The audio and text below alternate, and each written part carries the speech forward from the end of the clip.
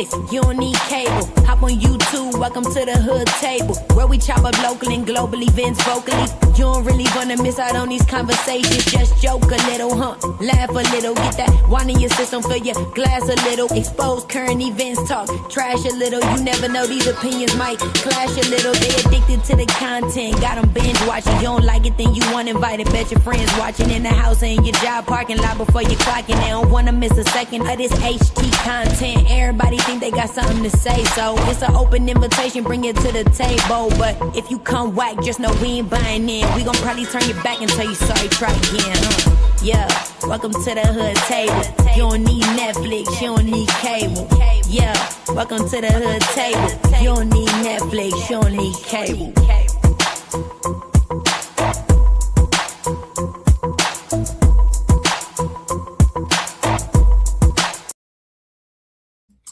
What's up, everybody? How y'all doing? Come on in, come on in.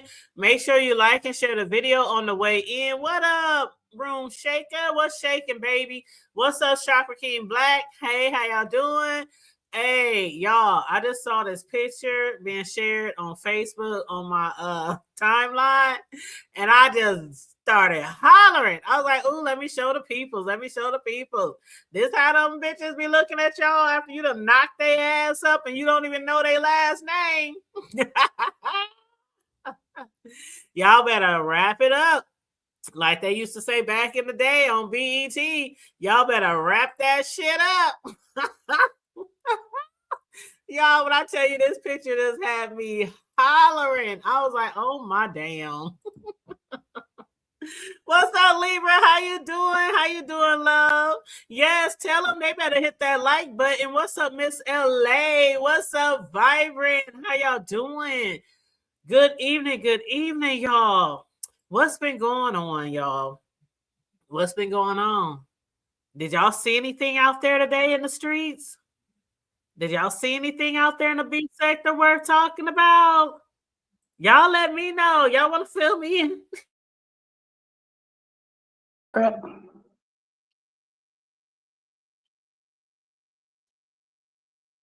What up, though? All right. Can you hear me? Y'all see anything out there worth talking about today? Can you hear me, Tony? Yes, I hear you, baby. You hear me? Yeah, I had made a mistake and clicked off. I didn't know if the sound went out. Honey, what up, my boo? My booski. Ciao. You see the title of the show, y'all? The title of the show says, From the B sector to the pulpit again. It's definitely some smoke in the streets. Now, I want to know from the chat. I want to see if y'all following the title, okay? Where am I going, or where may I have possibly got that from when I say from the B sector to the pulpit again? Holla at me, y'all. Holla at me, y'all. I'm thinking myself. Think about it. Come on now. Again? Where my OGs up in the chat? OG, B sector, CCs, subscribers. Y'all have no idea? Come on now. That's what we're talking about today, Vibrant. But what can this reference to in the past? I know y'all ain't gonna leave me up here alone with this knowledge in my head. Libra, you OG. Vibrant. What we did with a pulpit before? Come on, y'all. Think way back. OB sector.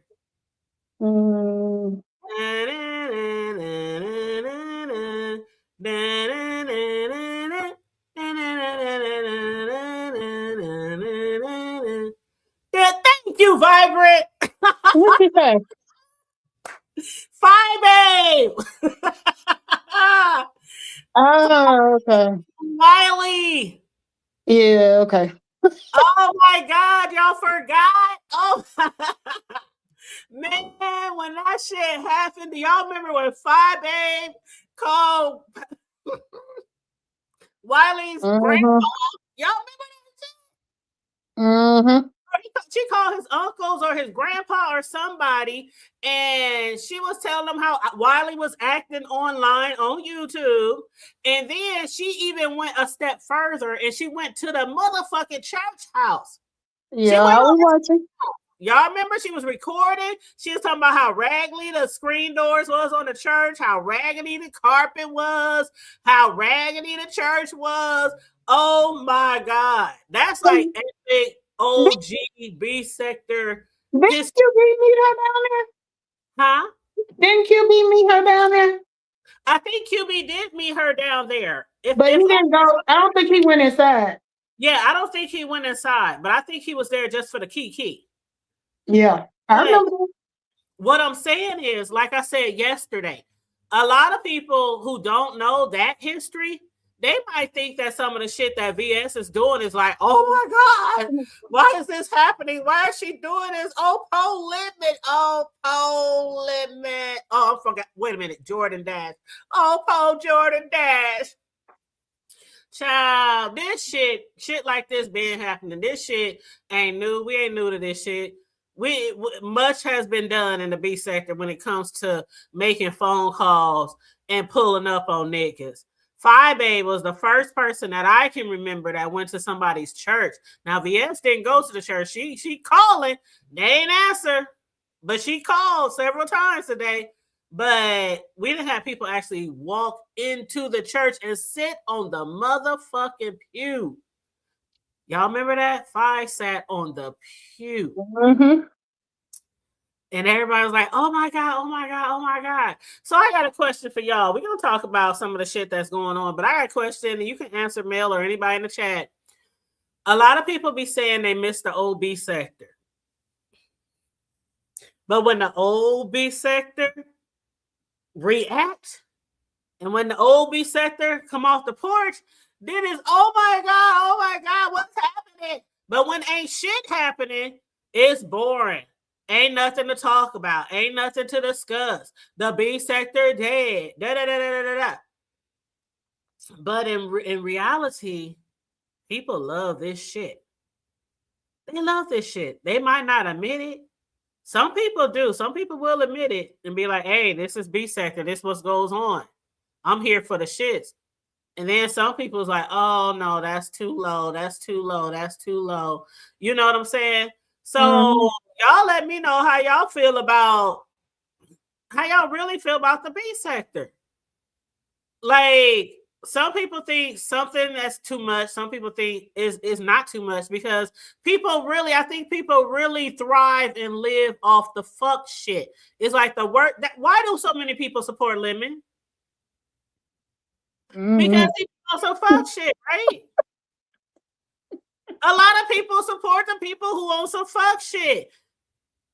And the only time people really get upset about people doing shit to other people is when it's not their favorite person. But I'm not gonna say that 100% though. That ain't 100%. It's people who I done seen stuff get done to, and they may not be my favorite person, and I still might be like, nah, that was a little bit much right there. So it ain't always just the faves that you go along with. For me personally. You said what now? The last part? I said for me personally, it's not always just whoever I like, that it's okay. Mm-hmm. Yeah, it depends on the situation. My thing is, it does depend on the situation sometimes, but it's like I mentioned earlier in the show. Oh, hold up. Somebody told me to read okay, I'm gonna read the comments in a second. I promise you. But it's like I was saying earlier in the show. A lot of people thrive for the fuck shit, and they thrive for people fucking with each other. It's like the darker it is, the better it is. And then when ain't nobody fucking with nobody, that's when people like, oh, the B sector's dead. Y'all boring.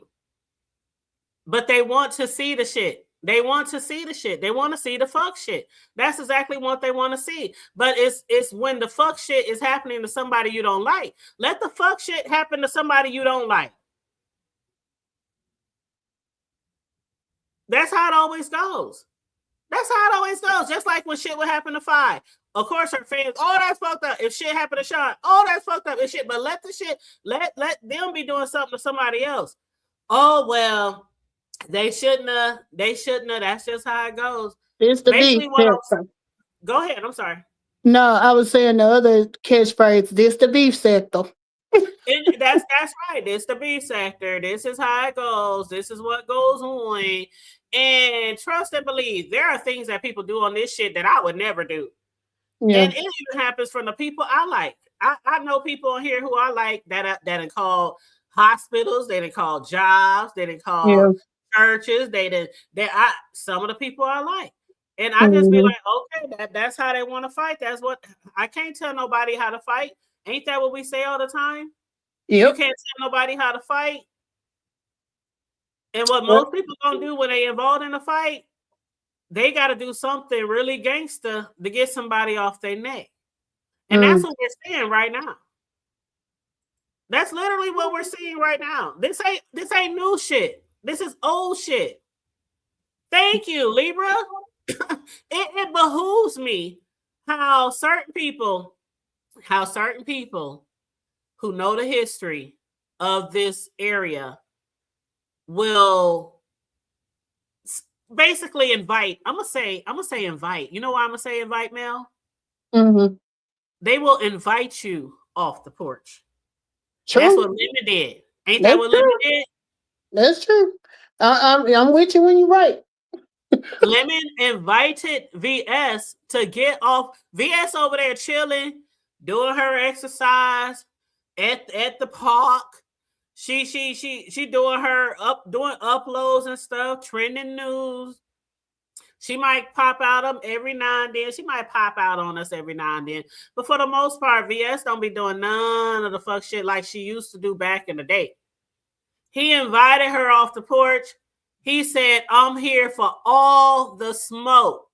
Yeah. And that ain't the first time he did that. He need to, you know, you gonna fool around and get the right one. Child, the right one. The right one. Now let me go through these comments and let me see. Let me go way back. Okay, who did I miss? You said I'm OG, but this is over my head. You said talk about that. Oh, that's when y'all was trying to guess what I was talking about. Okay, now that's my blog line. You know, I can't say anything. Oh, I understand, Libra. I understand. What up, Bird? What up, VS? How you doing? What's going on? I literally just finished your live. I had my shit set for 7:05. I was like, well, if she ain't done by then, I gotta go live. I hate to go live over people that I know that are live that I support. But you know how it is. We got to get in where we fit in, and everybody understands that. But yeah, I was trying to get in where I fit in. But you said it's the new subbies that's not familiar with how the old B sector gets down because of the plays of the new. Right? See, the thing about it is, man, Libra, you know what?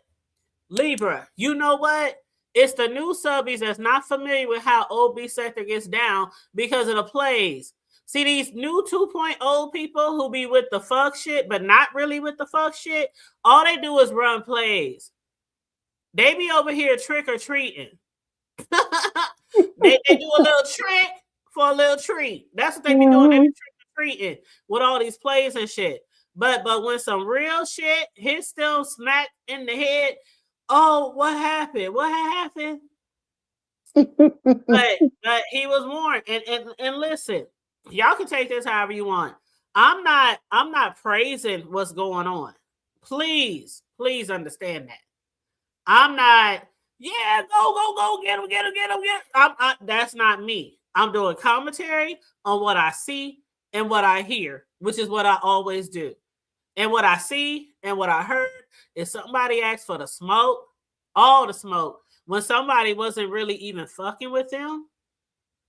And they were warned by some other OGs to just leave it alone.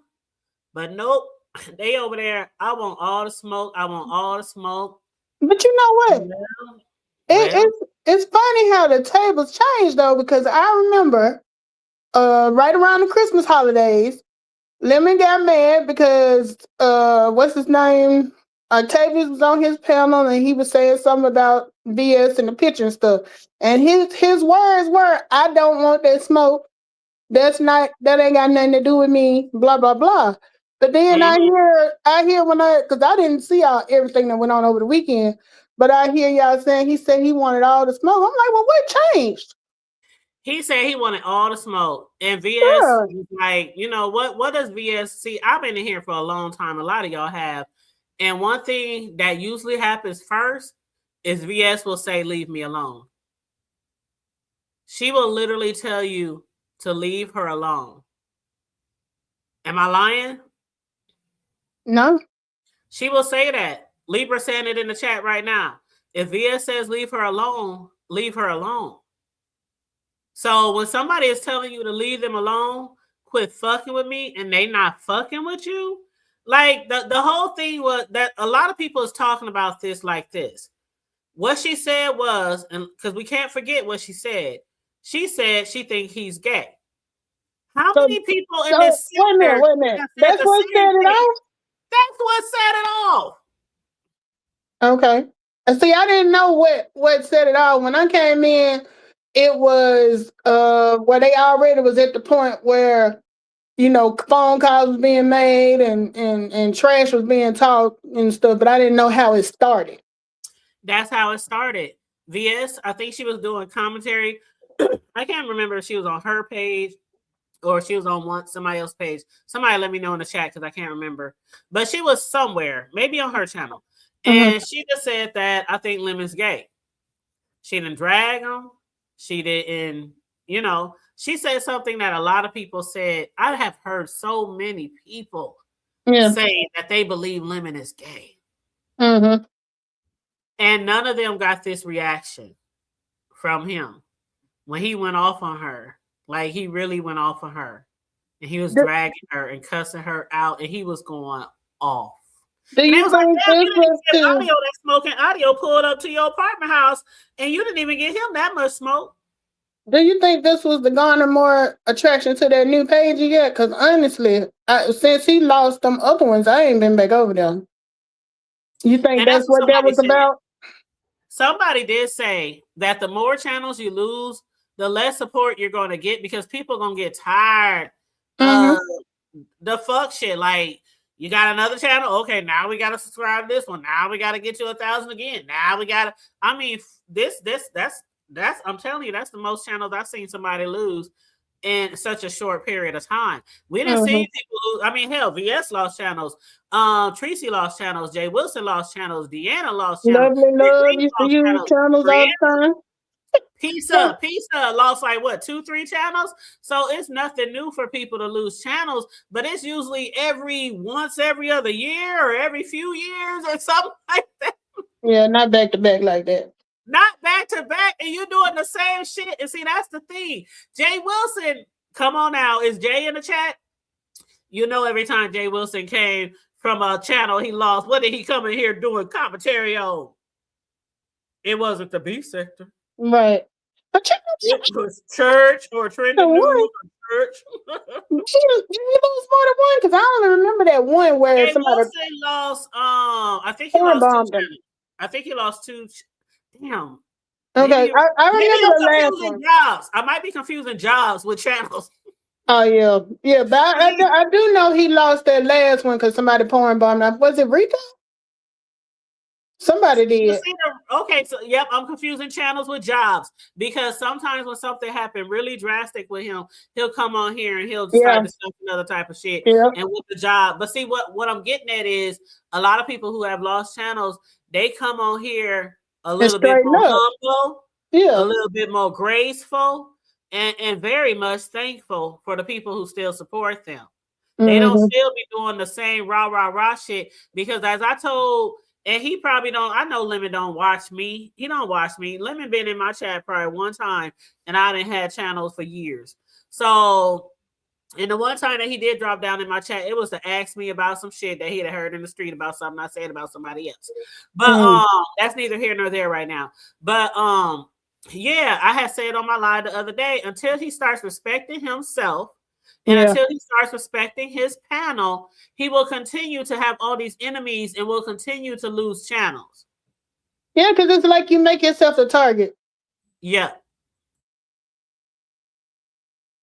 You're absolutely making yourself a target. And what's up? Hey, everybody coming in. What's up, Mr. Boston? What up, White Tanya? What up, Miss Ray? How y'all doing? I know people are live.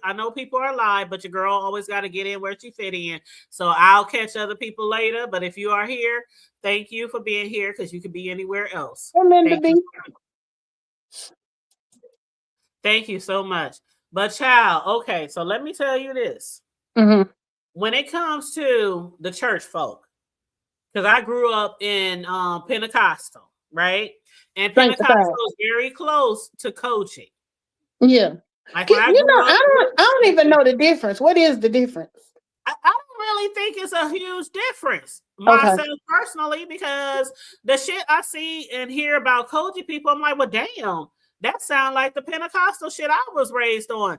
Like when I was raised up in the Pentecostal church as a young child, it was like a sin. It was a cardinal sin to be wearing pants in the church if you were a woman. And see, even the kids we went to school with, like, now we didn't call them Pentecostal or Koji. We just said sanctified down here. So, if somebody went to the sanctified church, they female, their daughters or whatever, never wore pants. They always wore dresses and skirts and stuff. So I don't know, like, the breakdown of what the real difference is between Pentecostal and Church of Christ and Church of God, all of them different ones. I don't know. See, I don't know either, because when I tell you the churches that I went to, Pentecostal and Baptist, because now I belong to a Baptist church, even though I haven't been presently in the house of the Lord in a long time. It's been a minute since I've been in the house of the Lord, so I ain't even gonna lie. Lord, I'm gonna tell you, like I say, the Lord is in my house. The Lord is in my worry about it. But my pastor hits me up all the time. Okay, sister. No, matter of fact, let me take that back. It's daughter. He don't call me sister. He call me daughter. How you doing, daughter? I'm like, I'm good. I'm good. Matter of fact, I just started a new Facebook page for my crafts and stuff like that. So I got the invite today. Thank you for following me, because he was one of the ones. He followed me and he said, "Good luck to your new endeavors," because I'm starting new endeavors today, you guys, and my work and everything is shifting. So it's a lot going on in my personal life. I'm making changes because I'm trying to build and I'm trying to expand. I'm trying to build and I'm trying to expand my crafts and my talents. Well, that's what you should do. That's all I'm going to say on that. The people closest to me will know what's going on, but that's all I got to say. But yeah, he was one of the ones who followed me on my new page today, and I was like, thank you, boo. But what I want to say about these churches is one thing that I know, one thing for certain, two things for sure. When they do talk about people in the church and all that kind of shit, girl, all the shit that I just saw witness at church, like, I wouldn't be surprised if there's more first ladies in this motherfucker. Okay? I wouldn't be surprised if there's some deacons in this motherfucker. All right? Because church people are messy boots all day long. That's what kind of put me out with, the actual going to the structure of the church. Because I'm like, shit, I can see all this at home. All of this behavior and stuff, you expect, something different when you go into the house of the Lord. And I was like, no. Girl, child, I'm telling you. I keep telling y'all, hey, Clyde, hey, beautiful, my beautiful chocolate sister. I've been telling y'all for a long time that I'm thinking about starting a segment, not a new channel, but just a segment on growing up Pentecostal. Because when I tell you, I left that church as a teenager. When I left home, I talked to y'all about some of the shit I went through before in the past, but church had a big part of me leaving home as a youth and staying out there in the streets and scratching and surviving. Like Olivia the Oracle be saying, scratching and surviving. Church had a big part to do with that because my parents, not my stepdad, but my mother was brainwashed. She was totally brainwashed. And so everything the pastor said was what was Bible. Was The it like gospel ran our church. house. Yeah, it like ran our house. The pastors of our church ran all the people in the hood, all of us in the projects, all of us on Section 8. You know, we had a poor parish. The pastor was rich, but our parishioners was poor. Mm-hmm. And they took all our money. We would be up in the church, no lights, no gas, no food, shit like that. And when we went to the church to get money, oh, it was a big to-do for the pastor. The pastor played around for such and such. You know, that's what I remember from church. And that's why when I grew up, I stopped going to church for a long time. But so it doesn't surprise me to have a first lady in the B sector with the shits. Girl, now I did see that. Church people are with the shits. Church people are some of the grimiest, slimiest, sneakiest, lionest, backstabbing motherfuckers I know. I promise you. I got so tickled. I was watching Goosey today, and they were talking about natural looks in the what did she call it? The natural the group the lux, natural lux diva. But what's the name of the organization she said? The international something she said. The coalition? Yes, I got so tickled at that. I'm like, it's the National International Coalition. Okay. I was like, you know, I'm sorry, but some of that shit was funny. Just listening to the commentary. I was dying laughing. Yes, and Kenola and Dovey. Dovey been on a roll too. Dovey be having me cracking up, acting like she's so scared. I'm so scared. They gonna come after me. But, when they said coalition, and as soon as I saw coalition on the screen, I said, just like the people in the chat, is this the coalition she's the Rainbow Coalition? And what a pretty chocolate girl. Hey, chocolate drop. Hey, Linda. You said you stopped going at 22? Child. Oh, because I'm like, so from the description of the coalition is gone. They get people to vote. They work with all these projects internationally. But as somebody in the chat put, but they got time to keep up with a drunk on YouTube. You know what? Drea said she stopped going at 22. Drea, I stopped going. I told that story before. I tell a lot of stories. Every now and then I get a little transparent with y'all. It's the hood table. Fuck it. You know what I'm saying? But I told y'all the story before. When I left home, I was like a year before graduation. I just left. I left with nothing on my back. I swear on my mother in heaven, I left with nothing on my back but my McDonald's uniform and a backpack full of school books. And when I left with my backpack. I went to work, and at work, I called one of my homegirls, and I said, please ask your mama, can I come stay with y'all? That's the first place I went. And when I left, the lady, I remember, I never forget, she called my mama, and she cussed her out.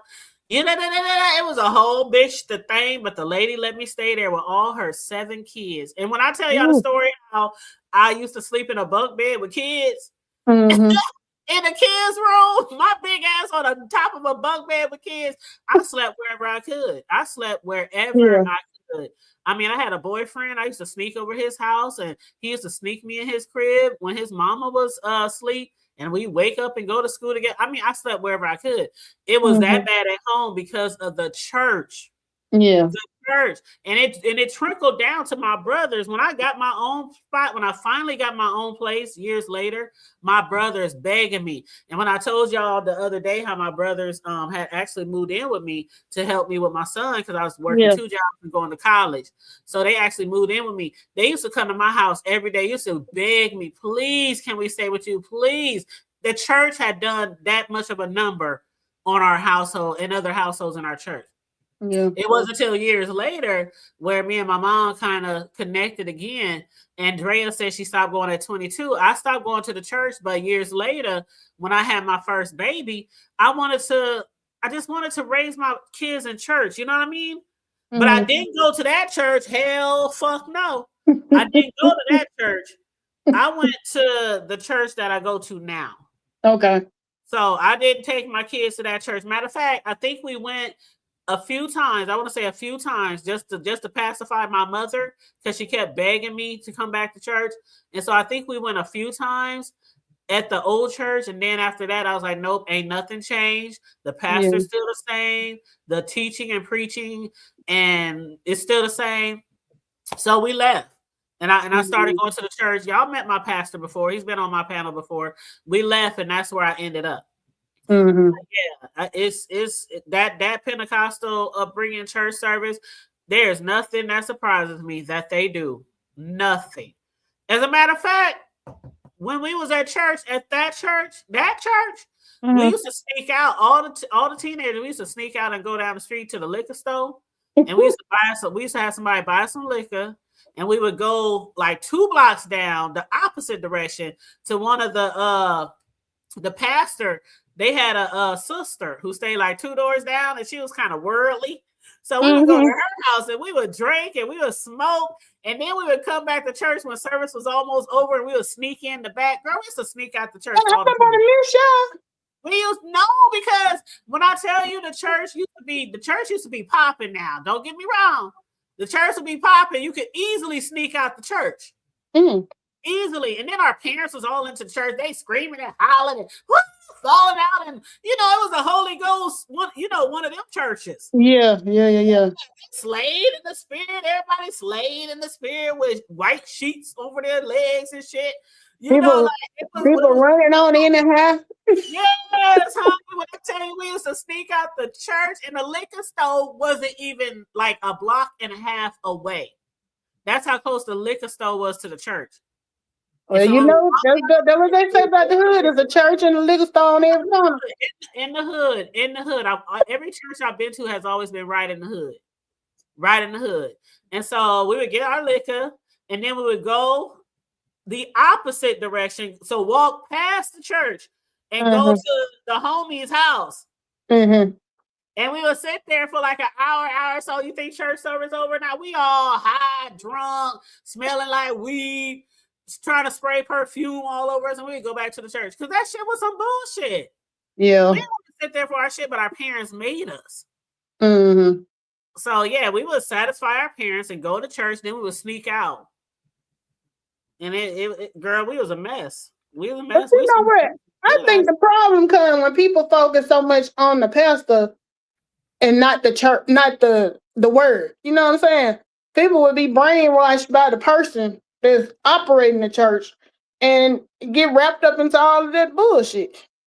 Let me tell you, one time, and I told this story before, but one time, this is when I really felt like I wanted to leave the church, but I was too young.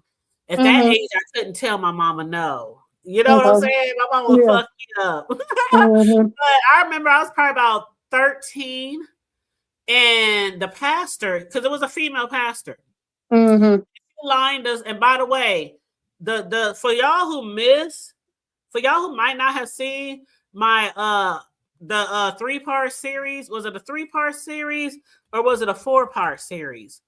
But I did a series on my pastor's oldest son. I remember you talking about that. Who went to prison for life. My pastor's son who went to prison for life. I interviewed him. We grew up together. We went to church together, and I hadn't seen him in a long time. And when I asked about him one time, one of my friends was like, "Oh, he's in prison." I was like, "He's in prison? Why is he in prison?" And they was like, "Because he did this, that, and the third to some woman." And I was like, "Oh my God." And so I reached out to him and I wrote him, and I didn't even think he would write me back, but he wrote me back. And I was like, "I would love to talk to you."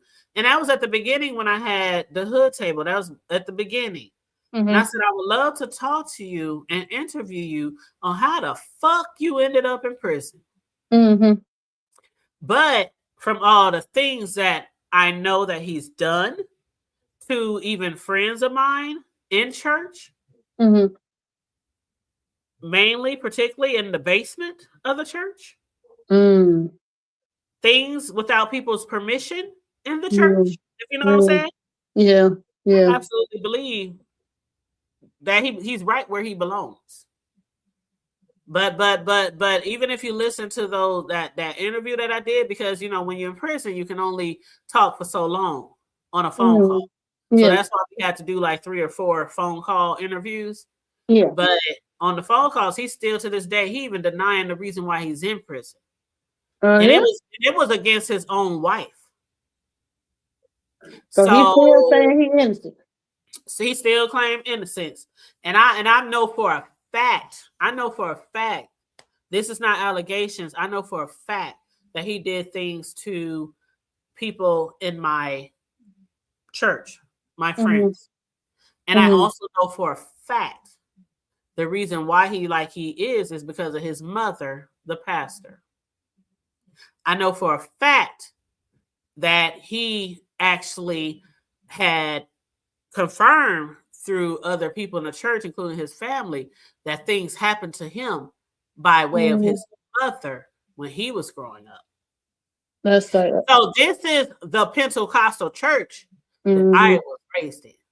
You see what I'm saying? Yeah. So that's why nothing surprises me. Like this lady that's in the B sector, nothing surprises me that people is with the shits. Now, They is with she all the shit. Pentecostal? They with all the shits, huh? Is she with the Pentecostal church? Who? The first lady No, in the. she's Kojic. She's Kojic. But as far as like all the Oh, shit that goes on here, like she's been around for years. I Matter of fact, know. Because she after a pound killer. yes, She's like a number one pound killer.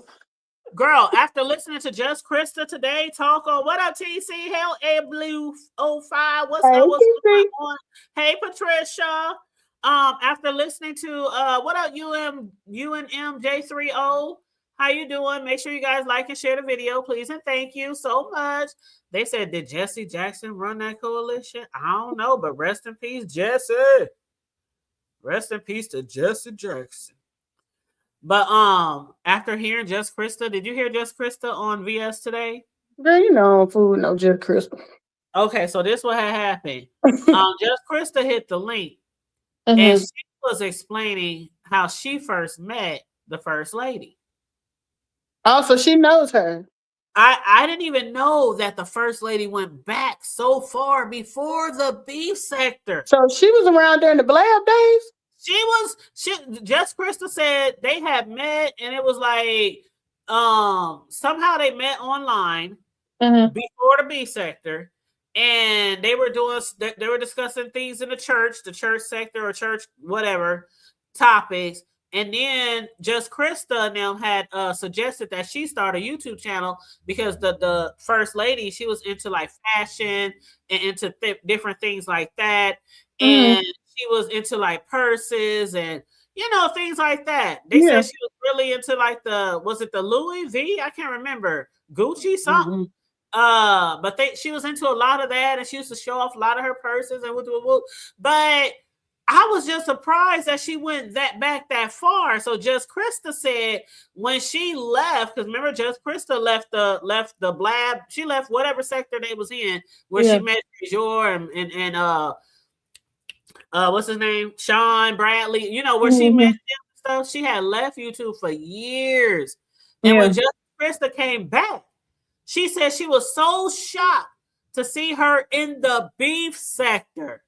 She was like, what the fuck is you doing over here? I'm here trying to save souls. Like, what the fuck is you doing over here? And there's somebody backstage that I'm not familiar with. Big Reed. Never heard of him. Throw up my banner. Let me throw up my banner because I don't be careful. I don't know. Hey, what's up? Hey, baby, how y'all doing? Good. How are you? I'm all right. I got sweet potato pies and pumpkin pies. I got chess pies, for sale. I'm from the Mo 3 sector. This is Big Reed. I was a part of the freestyle competition that what's that girl named Nessa? Yeah. This Big Reed, baby. You don't know Big Reed? No, you said you was a part of a challenge on Nest. Yeah, I won the freestyle battle on this. You don't know me, baby, Big Reed? No, I Mm-mm. don't think I don't think I seen that challenge either. I Or you didn't didn't even. take that challenge? Yeah, I don't think I saw that challenge. Well, this is definitely Big Reed. I'm from the Mo 3 sector, baby. You know Paulette and all them. Paulette Waters. You don't deal with Paulette Waters? Well, I mean, I know her. Yeah. I know her. Yeah, I know of her. Yeah. That's my baby. She's a wonderful old lady. I love her. I sent her some Avon products a few years back. She told me they're working great. I sell Avon too, by the way, baby. If you ladies interested. Okay. Hmm. All right. Well, what's up? Do you got something to add to the commentary? Yeah. I'm not even gonna lie, baby. I don't know what's going on. I'm just on YouTube, just trying to sell these sweet potato pies and pumpkin pies and chest pies. And you know I got the Avon products too, All baby. right. You remember Skin So Soft? Yes, I remember I skin. got a It was I good got an for mosquitoes. unlimited supply, baby. I unlimited supply, the best prices in the market. And your local Avon lady can't mess with me. We can get them delivered and all that, baby. Well, I know they worked real good for mosquitoes back in the day.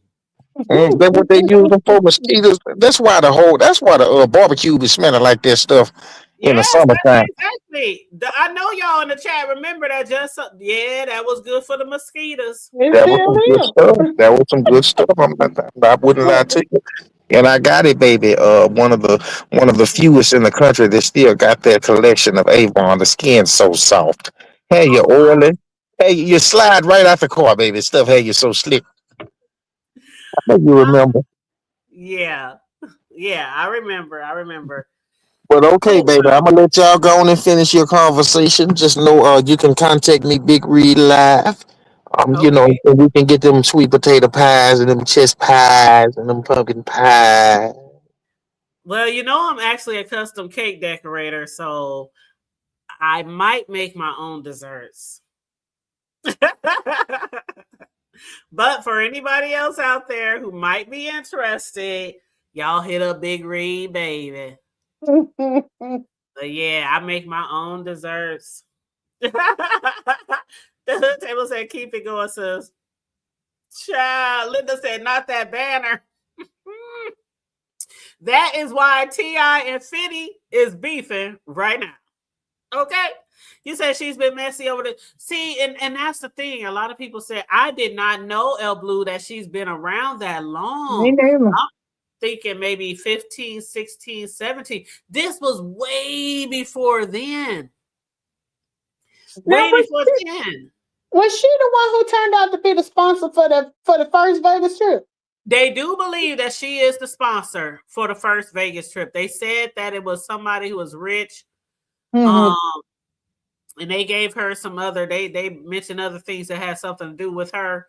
But as far as somebody in the sector, they do believe that was her. When they was showing when VS was showing the footage or whatever, from the church page Mm-hmm. and from the Deluxe's personal page, it looked like she probably could damn well have some money. It looked like their church might be doing really well. But my thing is, when I say nothing surprised me when it comes to church people like the mess. We like the shit. It was always some shit growing up in church. Always some Yeah. shit. You could Yep. never, man, from Sunday to Wednesday to Tuesday, and we went to church damn near every motherfucking day. And don't let it be a revival. Don't let Oh, it be a tent revival. And we Lord, out there send in me a 120 revival. degree weather under a hot ass motherfucker swatting Yep. off flies and mosquitoes in the middle of the motherfucking summer. Mm-hmm. It be shit going on all the time from the pulpit to the Hershey. usher board to the choir. It was always Mm-hmm. the deacons, the not the food board. Did y'all have Baptist Training Union, BTU? Well, see, the church I currently go to is a Baptist one now, but that's right. Pentecostal. I honestly don't know because I don't be involved in the most I do at the church that I belong to now is when they be having when they would have bake-offs or they need stuff for food or something. I would bake cakes or something like that. But that's it. I don't really participate in all the church shit, and it's mainly just because of all the shit that I've been through. I might go to church, but I'm not going to be on all these committees, and I'm not going. But I definitely make you a badass cake, and you can give it away or donate it. I gave away cakes. I made cakes for donations at church, stuff like that. But I don't get involved in all those other. Yeah, I went to one of them churches where we had the building fund and the building didn't never get no building. Child, TC said, "Don't tell him anything else." The hood table.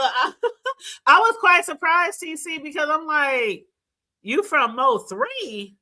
Yeah, I don't know a lot of Mo 3 people though. And you found your way over here to me?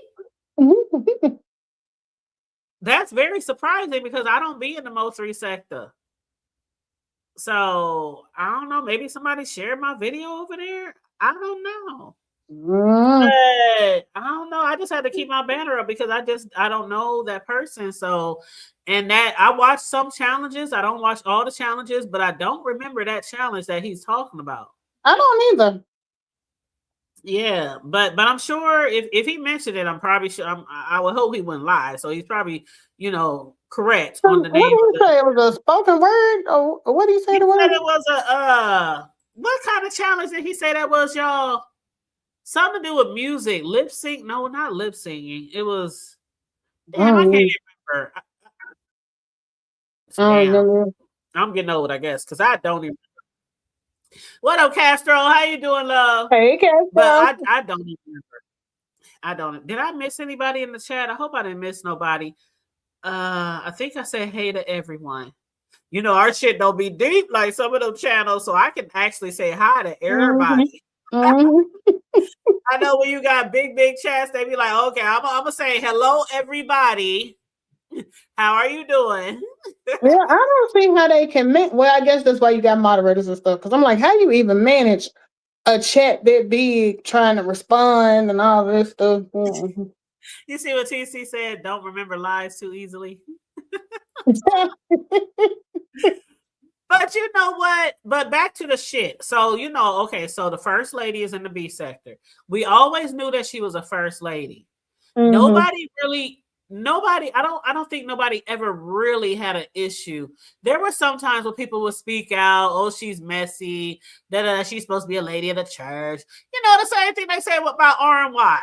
Because RNY, they say she's a church lady. Why she, went in there? Why she? I think the thing with her was her timing was always bad. Like, it'd be a good conversation going on, and she'll hop up there and I'll be like, why y'all let her up? Yeah, she'd have done it on my channel too. And I never had a problem with her. But I do notice that sometimes when she jump on people's channel, that people will be saying little snide remarks in the chat. Like people don't like to she don't read the room. She don't read the room. Yeah, and see, that's why I don't hit panels unless it's like somebody invite me to do a show with them, something like that. I don't hit panels like that. No, but sometimes people might be like, hood table, hit the panel, hood table, I want to talk to you. And I might get up there for them, but I don't want to be one of those people that people be like, oh my God, we don't want to hear from the hood table, get her down. You know what I'm saying? So I don't hit panels like that. But the fact that she is a church lady and the fact that she is in this messy ass sector and the fact that she do support a lot of messy ass people, it says a lot on what I be talking about when it comes to church people are the messiest people on this earth.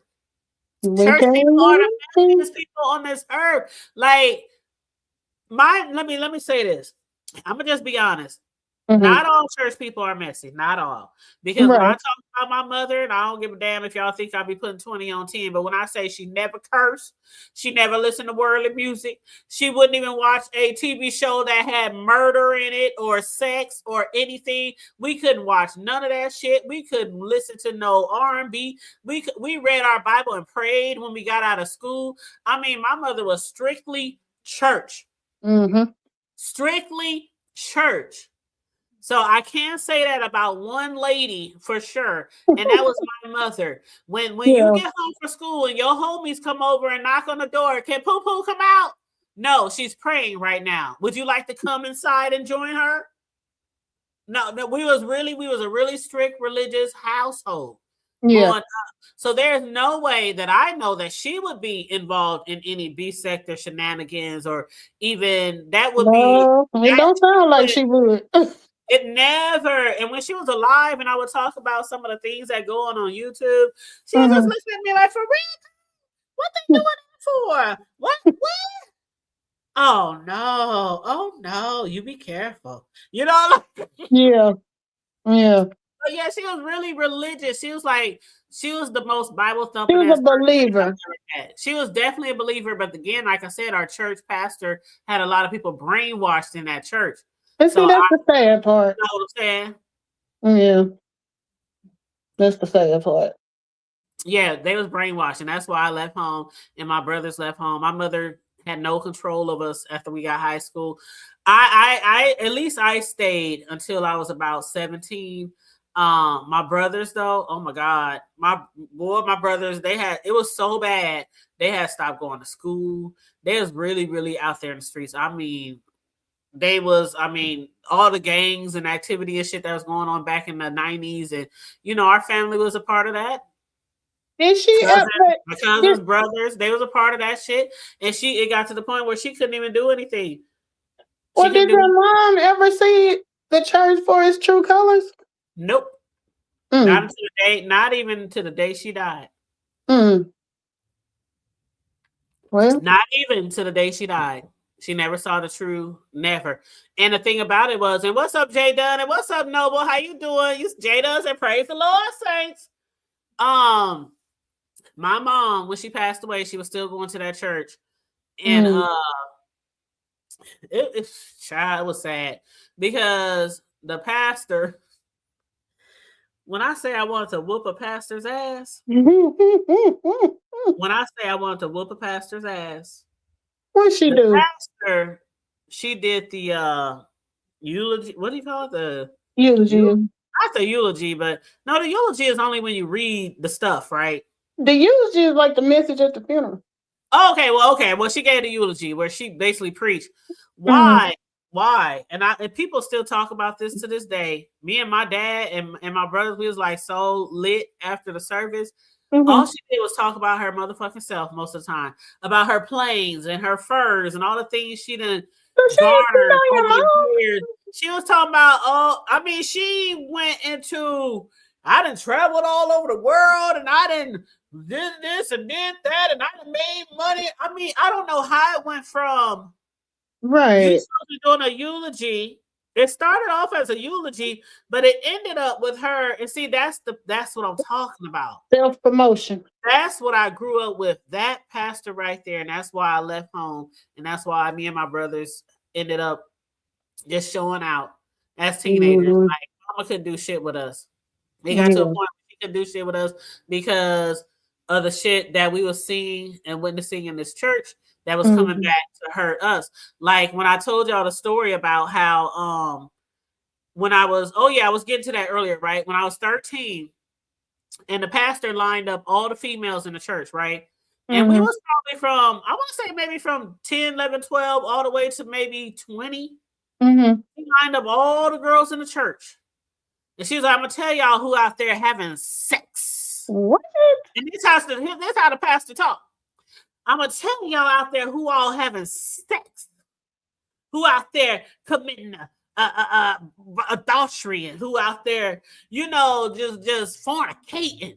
I'm going to tell y'all need to watch y'all daughters and y'all need to keep them locked up and y'all need to, just all that kind of stuff. Why was I bitching? What? At 13? She mentioned me, and I had never had sex. Yeah, that's yeah.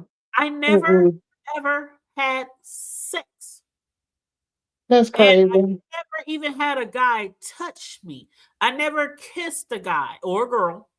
I never done anything. So she just And pointing so, out people kids and got the parents thinking so because I'm assuming your mama believed them. yep. And when I got home, I got fucked up. Ooh. That was one of the main reasons why I left home. I I got wouldn't have fucked up. never And I not just wouldn't have me. never got it past it. A lot of the other girls in the church, and mind you, I grew up with these people, so we know everything. You know what I'm saying? When you're friends with people in church, you know everything. You gossip. You on the Yeah, phone. If you yeah. got boy problems, or if you hollering at a boy, we don't know. You know what I'm saying? Right. Right. So I'm knowing that the only ones that's really fucking is the Mm-hmm. ones closer to 18 and 19. We know they fucking. We Right. know what I'm saying? Because we all cool. We all cool. We all friends. Yeah. And so, but us younger ones, she was like, yeah, she having sex too. You better watch her. I See, she got home. wrong I for that. got fucked up. I got fucked up. That's I got crazy. fucked up. I got mail. I got fucked up. For nothing. And I'm up here like,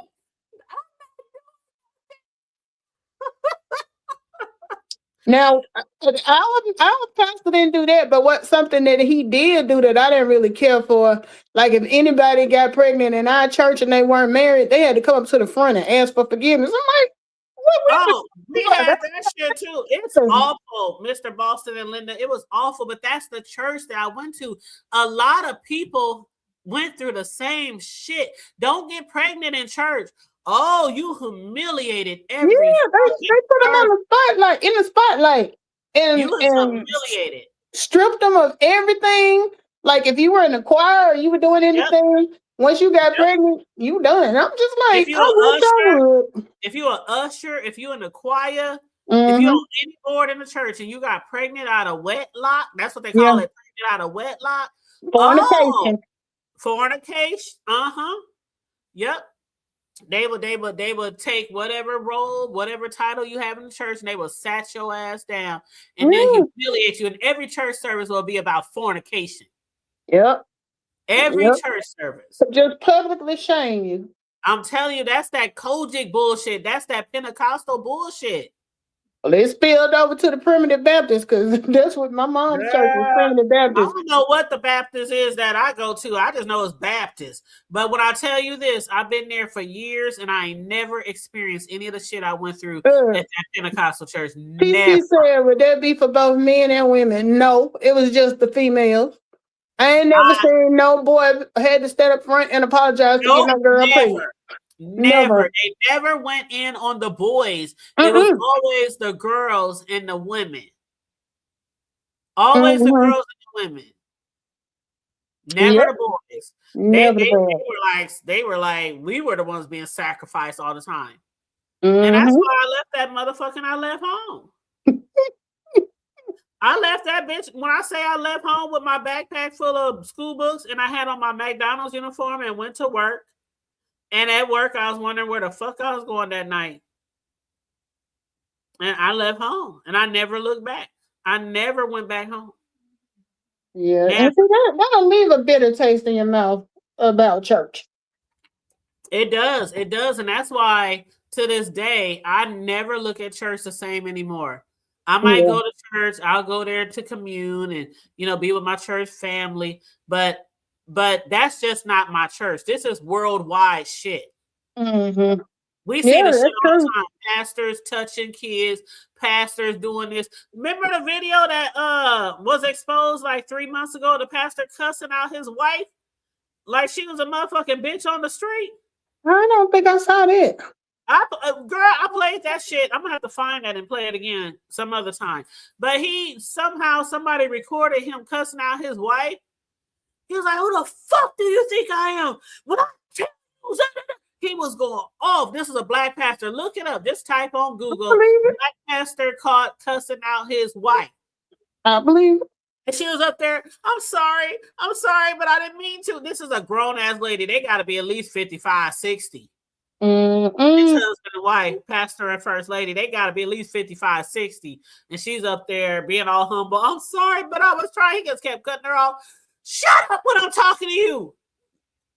I was like, that's the type of shit that goes on in them Pentecostal and Kojic churches. And that's like I was watching what's R. Kelly's wife Drea? Andrea, and she was talking about how she was raised by her grandparents, and her grandfather was a really respected minister at the church. She was saying she grew up seeing him buzzing his grandma upside the head, cussing her Oh, out, that was all this stuff. normal. That was normal. Beating your woman's ass. Oh, that was normal. And then you come to church on Sunday acting like everything okay. In the pulpit. Child, let me tell you something. Okay, now, what up, TC? How y'all doing, boo? Did I speak to TC already? Now, I told you this story right now. I told y'all. Matter of fact, I just spoke about it again a couple of weeks ago. When I was a little girl, I went to church with this family, right? And a couple of the children of the family were my really, really good friends. There was a brother and a sister, but they had a whole bunch of other brothers and sisters. But then was the two around my age. And this was at that motherfucking Pentecostal church. I remember you talking about this. One of their older brothers, I had went downstairs to the basement of the church to use the bathroom. And I was like 5 or 6. And church was going on upstairs. I had to pee. I went downstairs to go to the bathroom like I always do by myself. One day I went down there to use the bathroom, and it was a man in the corner jacking off and telling me to come here. Now, at the time, I didn't know what he was doing. I didn't know what jacking off was. I didn't even know what a penis was. I mean, I was like 5 or 6. I didn't know what the fuck he was doing in the corner.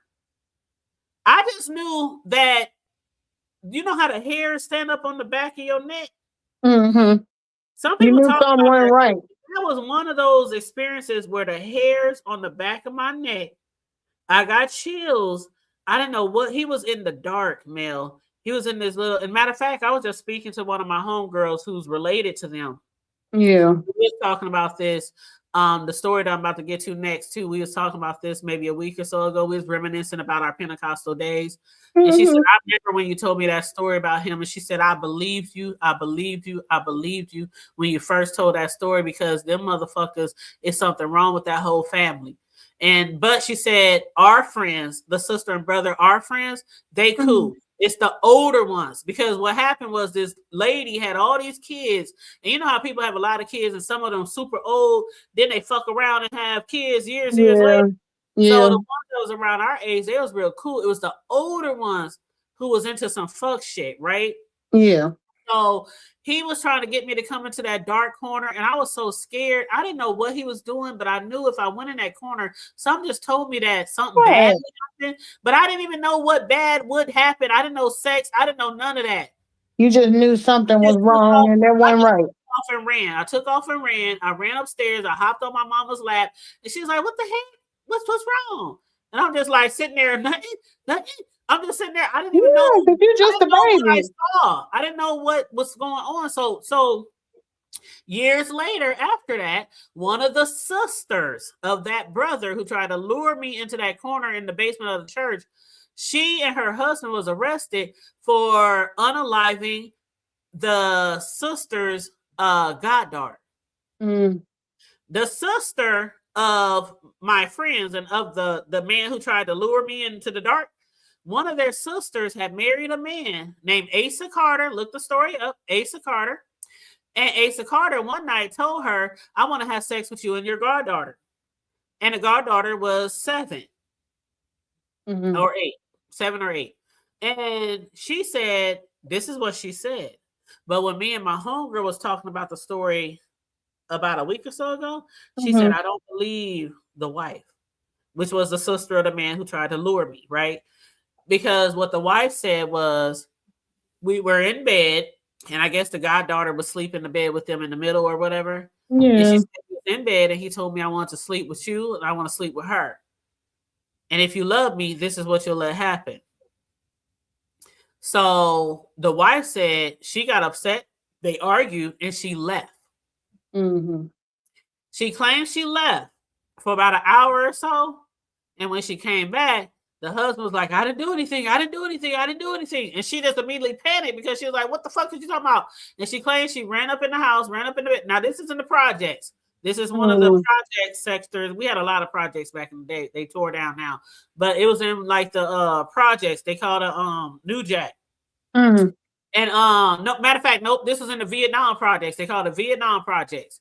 And so this happened in the Vietnam projects. And so she went upstairs to the project and she saw her goddaughter there dead. Well, she shouldn't have never left her there anyway. Exactly. The man entered every orifice that he could on that little girl. Every orifice. That's crazy. Little 7-8-year-old girl. That was her goddad.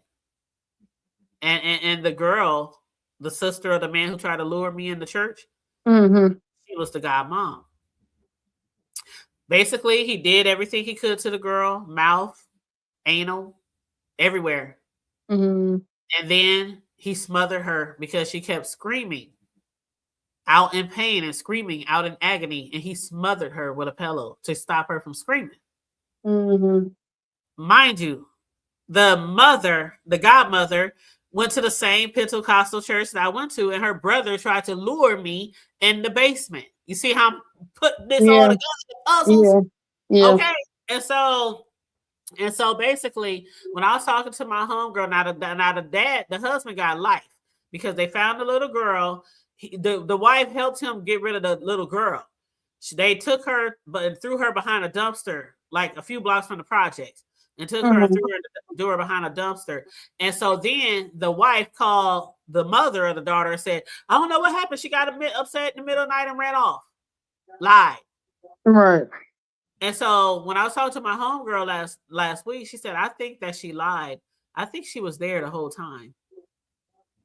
She said, because why? She was like, if you were told that by your man that he wanted to sleep with you and your goddaughter, would you leave your goddaughter? Hell no. If this man is demanding and saying, if you love me, you'll make this happen, would you leave your goddaughter? And so I never thought about that until last week when me and my homegirl was talking about it. And she's close to that family as well. And she said, I never believed from the beginning, way back in the 90s when the shit happened, that she actually left the house. So she thinking she was in on it? She thinks she was in on it. Yes. She thinks she was in on it. Because I can't imagine, when I think in hindsight, I can't, I couldn't do that. First of all, I'm going to tell the motherfucker, you can get the fuck out. Right. Or me and my goddaughter leaving and we ain't never coming back. Exactly. I couldn't imagine leaving no child, no innocent little child with some big grown ass man who wants to have sex with her. And just leave her? And then she done helped him in the bed. Hide the body. Child, and then she helped him hide the body. So she ended up getting like 7-8 years, and he ended up getting life, and then he ended up dying from cancer in prison. So he never got out. He died in prison. She ended up doing 7-8 years. She's out. She done remarried and everything, girl. Just moving on with her life. She just moved on with her life. And I was like, man, to this day, I would be whooping that girl, Mel, every time I saw that bitch. If anybody see that bitch anywhere in the city, I'm pulling up. Tell me where she at. Because I will whoop that bitch's ass on sight every fucking time I saw her. It wouldn't even be no whooping. She wouldn't be here. Girl. She would be gone. Just imagine. I can't even imagine what that little. I just when I heard that story, I was younger then, but I was so distraught because I couldn't believe that somebody could do that to a little girl. Right. You know, when you're younger, we old heads now. So when we hear shit like that, it's like, oh, somebody done got caught doing something to a kid again. But when you younger, you be like, why would somebody do that to a little kid? You know, it takes a very sick mind for him to even say that to, number one, to think about it. But then you gonna suggest this to your girlfriend? Growing up Pentecostal. That's what I'm about to name my segment. I'm telling you, I'm gonna start it this year. That's what I'm gonna do. I've been putting it off, but I want to talk to people who have grew up Pentecostal, Mm-hmm. and we're gonna discuss stories and things that we experienced and went through. That's what I want to do. That's really what I want to do. That's just one scenario, along with the creepy ass brother of hers in the basement. Yeah. Ain't no telling what would have happened. I could have been that little girl. Come to think of it. Yeah, you know what? The Lord was looking out for you.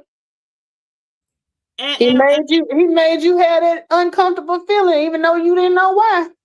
but I always, man, I'm telling you, I have been in certain situations Mm-hmm. where I have been in situations and I would have that same feeling like I Mm-hmm. need to leave. I got to Right. go now. That Like discernment. it don't matter. A grocery store, a movie theater, somebody's Yeah. house, a party, a club. I will get that same feeling when Mm-hmm. I think something's about to happen really bad, and I will get the fuck out of there. And next thing you know, something then went down. Yeah. So I always had that. I don't know, it's a sixth sense, something like that. I don't know. I put it in the category with discernment. Discernment. I don't know, but I've always been like that. Even with my kids, I've always Mm-hmm. been like that with them. Mm-mm. If you And feel it, that's like with people. Like, I don't know about you, but like within the first encounter I had with people, I could tell right off whether this is gonna be somebody good. You know, not that I just can sense their whole whatever, but you just get this feeling like, nah, me and her ain't gonna vibe, or me and him, yeah, not, yeah. I'm the And same way. I'm gonna say, I say 90% of the time it'd be right. I'm the same way. I am the same way. Whether it's at work, at school, in the neighborhood, neighbors, when I used to stay in the projects, it didn't matter. Mm-hmm. I Mm-hmm. could spot somebody dead on and I could have one conversation with them. And you get And I that will feeling. know if I want to fuck with them on a friendship type of level. Just like the shit that goes on YouTube. Yeah. I can see somebody act out a certain way and I'll You be like, right. I don't want to fuck with them. Yep, yeah. It might be the first time you seen them on a panel or the first live you done went to, but you just get this feeling like, And I'm usually always right. Always right. And I know we're in a messy part of YouTube, you guys. I know we're in a messy part of YouTube. It's a lot of messy parts of YouTube, and we're in one of them. So there's a lot of messy people.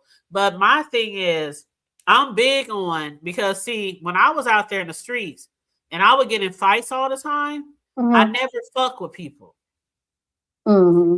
Never fucked with anybody. I never started a fight. I never picked a fight. I was Right. never a bully. People would pick on me and they would start shit with me and I would whoop their ass. And that's how it always been. And so I see the same thing in the B sector. Some people on here, they bullies, they just fucking with people, just be fucking with people.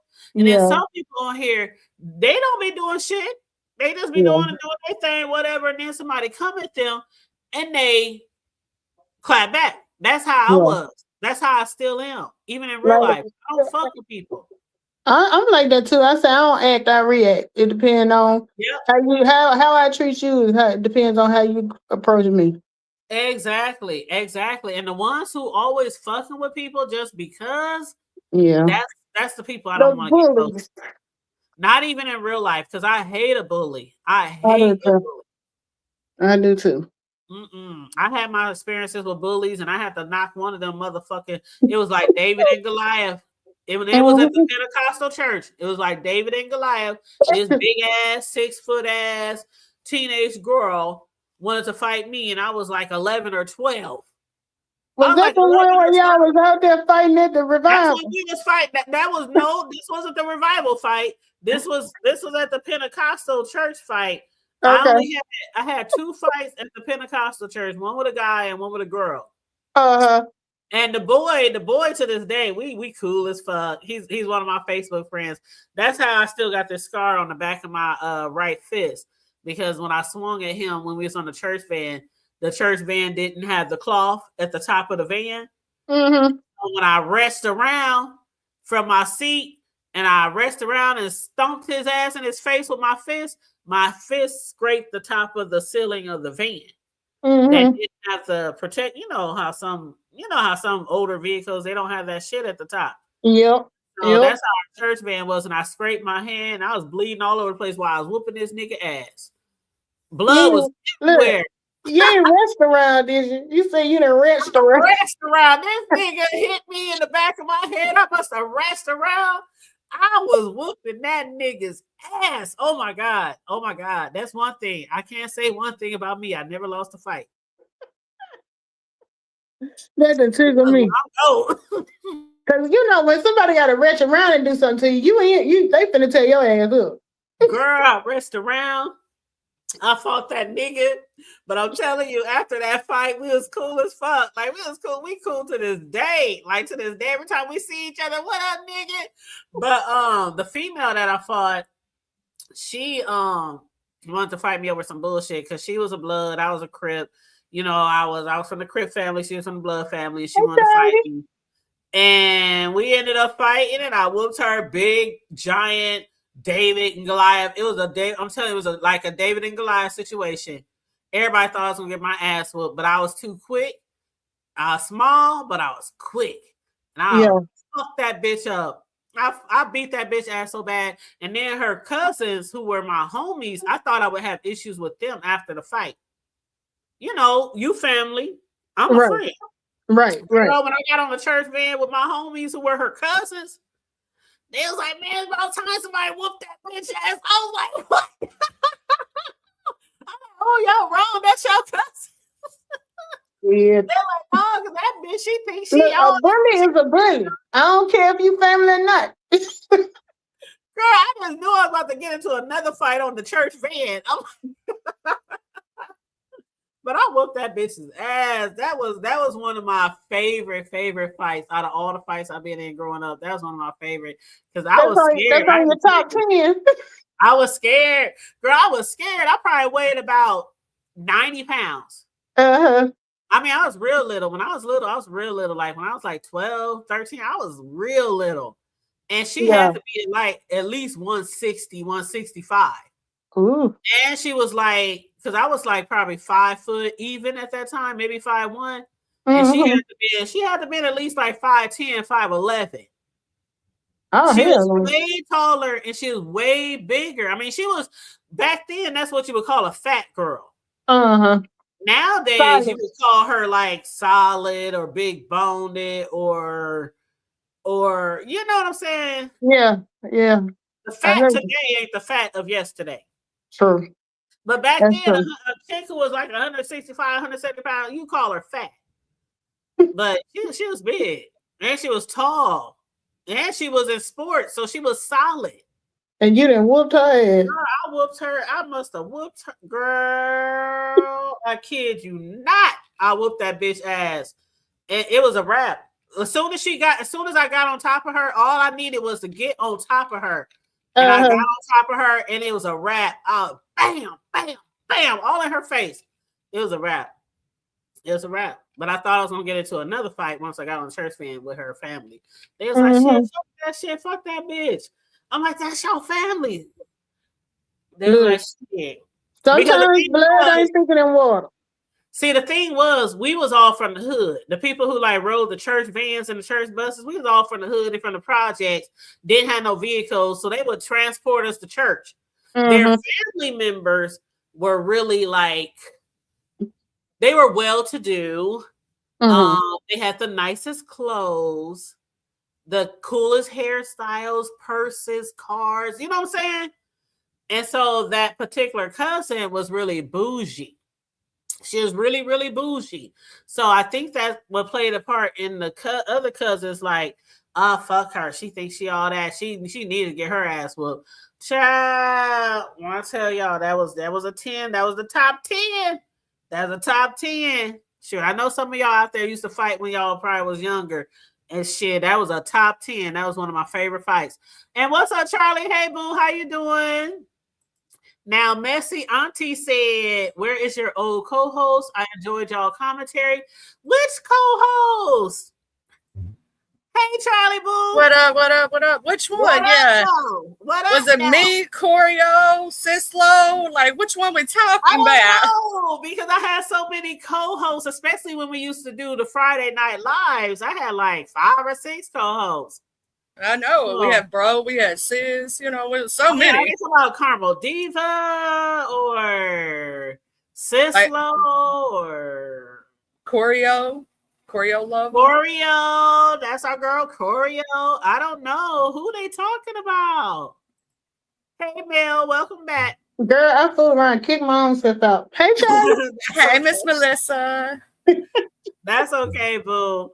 But yeah, somebody said in the chat, where's your old co-host? I enjoyed y'all commentary. I mean, chemistry, but I don't know if they're talking about Choreo or Carmel Diva or who was the other one? Cisco? You done had quite a few. I done had quite a few. I think when I started watching you, it was Sislo and Carmel. Carmel, yeah. Yeah, when you first started watching, because see, when I started the Hood Table, we started off doing Friday Night Lives. I think maybe 4 or 5 months after I started the Hood Table, and it was strong every Friday night. Taking the shots. And I remember the other guy name. His name was Curtis. Oh, Curtis! Oh my God! You know, me and Curtis go way back, so we're Facebook friends and everything. He's doing fine, doing good. Because he used to be funny. Him and Miss Sislo used to flirt. Yes, I miss him having him. See, I think Curtis had got into like a relationship where he couldn't be on social media so much. Gotcha. And especially not flirting like he used to be, because you know he was single when he used to rock with us. And then he got into a relationship, and it was like, you know, he kind of like slowly, you know, backed away from us. But then every now and then he would like drop down in the chat.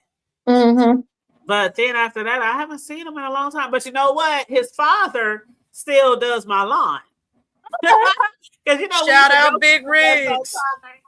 We used to joke about that sometimes, because I be like, you tell your daddy to get over here and cut my damn grass. I ain't gonna tell my daddy shit. So we used to always play like that. But yeah, his father been cutting my lawn and tending to my yard for almost 20 years. Wow. That's how long his father has been my yard man. And it's not only Curtis's father, but it's also Curtis's brother. They got their own like a family lawn care service. Yeah. And they've been doing my yard too. for years. I do not do yards. My son, I never trusted them with my yards. And I used to get a lot of flack when they was younger. You better get them boys a lawnmower and put them back there in their yard. We had to do that shit. Yard. And that's what I paid for. We was the hired help at our house, because every week, me and my brother used to alternate. One of us gonna do the front, the other one gonna do the back. And we ain't had no riding no more. We were pushing that bitch. Pushing that thing. And here's the thing. When one gets tired, the other one start up, and the other one gets, and you better do the same amount of work, because I better not be pushing more than you is, or we gonna have problems. We thought about it, because we never could decide which was the bigger, the front or the back. I had real bad allergies. I would be sneezing and stuff. My dad like, take some Kleenex out there with you. You still got to cut that grass. I'm like, I know this ought to be against the law. Between my 2 jobs and when I was going to school, because I always kept a couple of jobs and was going to college, and then my sons going to school and them playing sports, like literally, if you got a kid who plays sports all year round, I'm talking about the school and with the travel ball and stuff, the elite programs, there is damn near no break. I'm talking weekends. We up at 6 on the weekends, and that's Saturday and Sunday. I'm talking about all day weekend tournaments. I'm talking about through the holiday. It's Christmas. Why the fuck is we at a school for a basketball game? Like, I mean, they schedules were so busy, and then the school and the homework and chores and whoop whoop whoop. So the cutting the grass, that was the last thing I ever thought about my sons doing. Yeah, like they do so much throughout the week, they're exhausted. And on top of that, I like my yard to be manicured and looking professional, like all the other yards in the neighborhood. So I hired somebody to do my yard. They did other chores around the house, take out the trash, clean up. They even do baseboards and clean walls. I mean, my boys weren't like spoiled like that. They did chores, and anything that they got that they really, really wanted, like expensive shoes or video games, you know, they earned it. But the fact that they didn't cut grass, I used to get a lot of flack from people. Like, you talk about my kid cutting grass, but you got a whole teenager with a baby. Like, you talk about my son's cutting grass. Let's talk about it. Selling out of school. You talk about my kid cutting grass, but your child is disrespecting you. Right. You out. That's crazy. And the church say, and Charlotte, I know you from the South too. Down here, well, you younger than me though. Back in the day, one spring break, they used to call it AEA week. And what you did was you clean and you worked the whole week doing cleanup, spring cleaning. That was spring cleaning. What you talking about? That was help mama take stuff out to closets. We didn't have no spring break. We didn't have no Christmas breaks. We didn't have no Thanksgiving breaks. We didn't have none of that shit. It was sports. Like all the time. It wasn't sports for us. It was do this work. You do this over here. You do that over there. You go help your grandmama down the street. Your auntie around the corner. Girl, changing out your winter clothes for your summer clothes. Clean the closet out. Detail the cars. Wash the windows. Everything. Sports was life. But when it came to house tending and stuff like that, we always kept, and I still do, we always kept a clean house because I didn't have the type of kids. I wouldn't allow them to be the type of kids to fuck up my house. Yeah.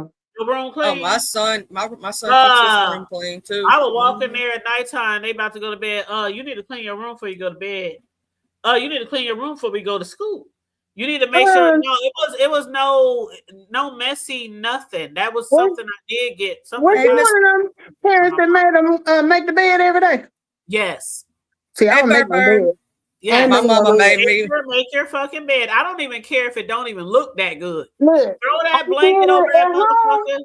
Throw that blanket over that bed. Put them pillows on top, and let's go. It didn't even have to be all, fancy, smancy. Just straighten it out. Just whatever, See, there's two things. It's two things. When I left home, I said I wasn't doing that shit no more. Ironing clothes and making a bed. And to this day, it's got to be desperate measures for me to pull out an iron. Because we was ironing every Sunday night with the faultless starch and everything had to be creased perfectly. I'm like, when I get grown, I ain't doing this shit. I never was an ironer. We didn't have a choice. I had an ironing board when I first moved out because that's just something people had, right? My mama had it, my grandma had it, so I got me an ironing board. And what up, Riggs? How you doing, love? And Bird. Hey, Bird. But I had an ironing board, and every now and then I used to iron. But then, fuck that shit. I start putting shit in the dryer. Ain't nobody got time washing clothes and ironing clothes and all kind of bullshit. You trying to run a whole household, and you barely got time to breathe, sleep, or eat. I had my life with my boys was hustle and bustle. Yeah. I still to this day don't know how I survived, y'all. Oh, that mommy adrenaline. I don't know how I survived. I don't know how I was able to keep a roof on their head and go to all these games and pay for all this extracurricular shit and all these trips that cost $500, $600, $800. I mean, I worked my ass off raising my boys, and of course they have fathers, so their fathers paid child support and did extra shit on the side too. You know what I'm saying? I never had to beg them for shit. Your son want these $200 LeBron James? All right. So I never really had to beg them to do shit, but still to run a household and I'm the primary parent, that's a lot of work. And then when you got more than one kid too, and they both play sports. Sports is so expensive. If you don't have kids that play sports, you don't understand, and you don't understand that crazy hectic schedule. It's like no break. ATC. It was really a lot, but I never. You guys, if I could go back, I'd do it all over again because it taught my kids so much to be part of these teams, and it kept them off the street. The main thing I was trying to do is to keep my sons off the street so they wouldn't repeat behavior of me and my family members. So they wouldn't be out there in the street and hustling and slanging and gang banging and all this kind of shit. So I kept them in sports year round, and I never regret it. It was hard, but I'll never regret it. I never regret it. Because it seems like they both turned out to be responsible young men. They all right. No, they all right. They all right. Don't do my nephews like that. Don't do my nephews like that. See, if Cam was here right now, I'd be like, nephew. He will be like, he's like, Mama, you know what? But no, Cam was here today, y'all. Cam, Tuesdays is his short day at work. So he usually works like 5 to 9. So I hit him up last night, and I said, before you go to work, could you please stop by and change the ring battery in the backyard and take out the trash? He was like, all right, I'll be there. I mean, I have some good sons. I ain't gonna lie. Yeah. I have some good sons. And he came over here, and he was like, where the battery? And I said, you ain't got to do this no more after this, because I'm going to buy me a step ladder. Because it's kind of high up, on the house. Yeah. And I said, and he used to do it, of course, when he lived here, or my oldest son, when they live here. And I said, I'm gonna buy you a step ladder. He said, are you sure you want to do that? And I said, what you mean? He said, Mom, are you gonna be safe on a step ladder? Like, my son's is like legit, like protective, okay? And he's like, just hit me up, hit me up or your other son, and we'll come and do it, Mom. I'm like, no, I'm gonna give me a nice step ladder that I can step on with like 3 steps, so I can change it myself. And he's like, all right, whatever. And then when he was on his way out, I was like, don't forget the trash. He was like, all right, love you, Mom. See you later. So I don't have no problem with my kids doing things for me or nothing like that. So I think I did a pretty okay job. And they got their own family. I'm like you, though. I love the fact that my son's so tall because I'm short and I can get him to reach things that I can't fucking reach. Like, son, can you reach up there and grab that for me up yonder?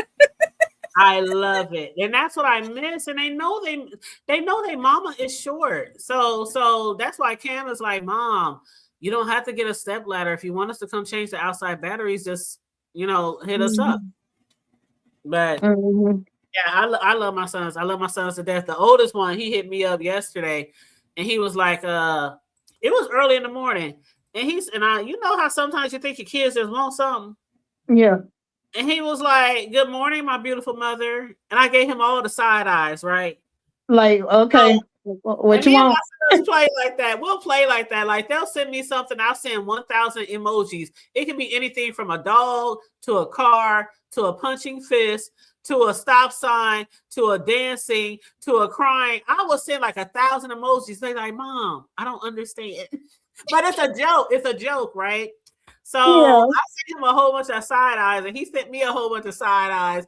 And then I sent a whole bunch of more emojis. And then I said, good morning, my handsome, furry face oldest son, because he never wants to shave.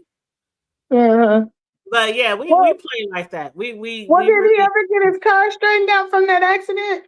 It's still in the motherfucking shop. And I asked him about that the other day. I said, when you getting your car back? Because his son's mother just got her a really nice car, right?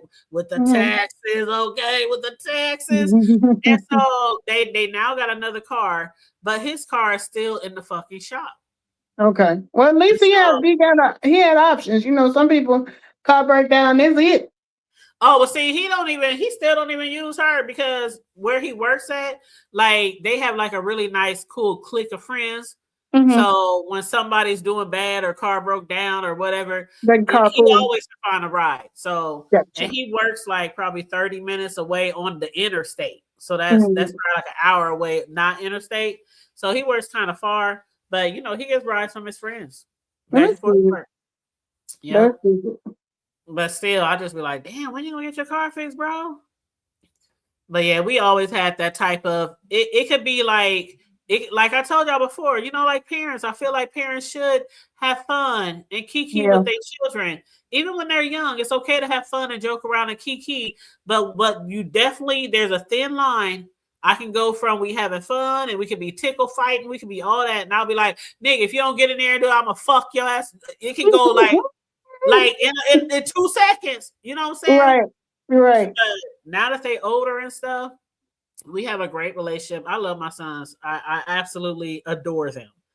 Well, you But done seen me and mine on Facebook. We used to do a lot of silly stuff and act a yeah. fool. But, you know, she didn't hit teenage now, so she don't be really feeling it like that. Oh, of So, course not. And that's why you have to take advantage of all that shit when they're younger. oh Like no, I feel like I miss my baby. with my grandbaby, that's why when my before my grandbaby was born, I told Mm-hmm. my son, and my son, he already know how it is, right? Because he lived Mm-hmm. with me. Mm-hmm. So he told his baby mama, when that baby is born, he's no longer ours. And that's what he told her. And she was like, okay. And when he was born, remember it was the Rona, right? Yep. So I still had him every other day at my house. Mm-hmm. Every other day. I had him every other day for almost a whole year. And I told him before he was born, my baby is going to be with me all the time because I want to have a very, very strong bond with him before he hits 1. And the reason why Yeah.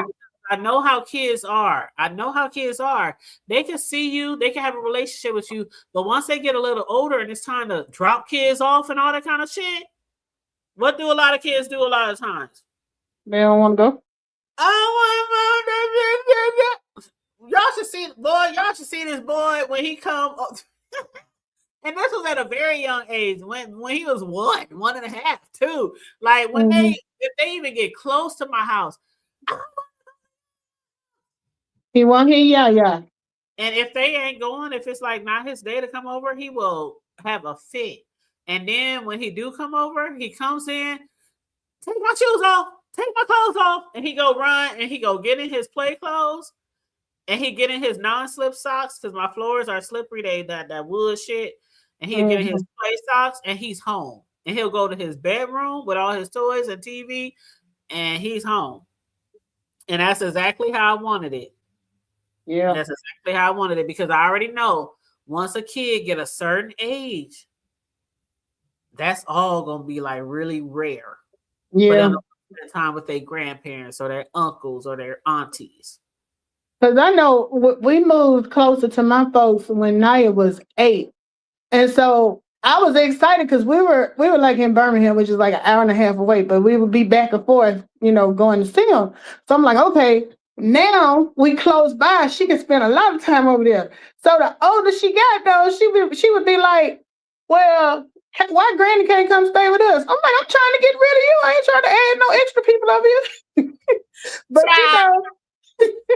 I be with my baby all the time. I be with my baby all the time. Like last week, I told my son if he don't spend the night with his grandma, because that's the only place he go. They really protect him. We all are protective. I mean, yeah, I'm like that too. So he'll only go to his other grandmas or me. If something happens to him, Mm-hmm. it happens at one of our house. So last week they said, I don't know if he's gonna spend the night. And I said, well, you call me. If my baby don't spend the night over there, you call me because I didn't have to work last weekend. And so they never called. And so the other day I was talking to my son. I said, you never called. Did he spend the night over there? He said, nah. And I said, why did you call me so I can get my baby? He said, because he was over there damn sure until like 8 o'clock at night. And I was like, oh, okay. All right. But yeah, I be with my grandson all the time. I don't give a damn. We have fun together. We be over here kicking it, drawing, coloring, watching cartoons, playing games. We be doing all kind of shit. Well, at least you get to be a young grandma. You know, mine, she's still a teenager, so I'm like, damn, I'll be old by the time she has some kids. But it's still okay, girl. You better do them knee exercises now. Make sure you go on and get in the gym. I'm about to get back in the gym because I need to work on some shit. So you know, I'm a thick one, so I'm gonna need to work on some shit. I told my son I'm about to go get in the pool, even though I can't swim. He's like, Mama, what you gonna do in the pool? I said, I'm gonna stand by the side of the rail and I'm gonna hold on to the pool and I'm gonna do my exercises. Well, you know, I hear a lot of people do those water aerobics too. You don't necessarily have to know how to swim to do those. You don't, but see, the thing about it is, the last time I took water aerobics, they would be in the middle of the pool, and I can't swim, so I would always be to the side by myself, and it'd be kind of lonely. It'd be kind of lonely. But I would still be over there doing my shit, and the lady, she would be like, "Come on, I ain't gonna let you drown." No, I didn't almost drown 3 times in my life. There's nothing that you could say to get me in the middle of that water when I didn't already almost drowned 3 times over my life. I No, can't I'm remember. good. I'm good right here, holding on to this rail, kicking up my legs. Okay. Mm-hmm. Yes. Red said, shout out to the vertical. Red said, what? Red, it's a lot going on, boy. It's a lot going on. We covered a lot of shit. We didn't went through we didn't talk about Lemon and VS. We talked about the I got one thing to say about that. No, Charlie, I gotta ask you a question. Charlie. Okay. What's the question? How do you feel about her saying something about getting a coalition for VS? Okay, first off, that was crazy mess. Second off, haven't y'all learned not to sit there and poke and play with bears and lions with meat suits on? Y'all just walking up in the line then going, why somebody just sitting there minding their business, just doing a you don't poke. It's like, I'm going to say this. I would never in my life poke VS. I ain't never poking Diva tomboyish. I'm not that stupid. Okay. There's Diva, VS. It's certain people in this sector. I'm not even going poking them. I ain't even. I'm like, hey, we good? How you doing? Hey, hey, Grish, how you doing, girl? Grish, I ain't fucking with Grish. I ain't fucking with people. Mama taught me to be Grish in a while. Not a dumbass. Grish don't pop out like she used to, but I ain't fucking with Grish. It's probably about 5 or 7 people that nope, I will never. Nope. Y'all can have it. Y'all can have it. You won. I lost. I lost. Like it ain't even worth it. I ain't even ashamed to say I lost. I walked straight away and say I lost. I'll tell them I lost. Yeah, it don't make me weak. It makes me smart. See, you being a dumbass. That's what people have been telling him. Like some people is like, oh well, she wants people to be scared of her and da.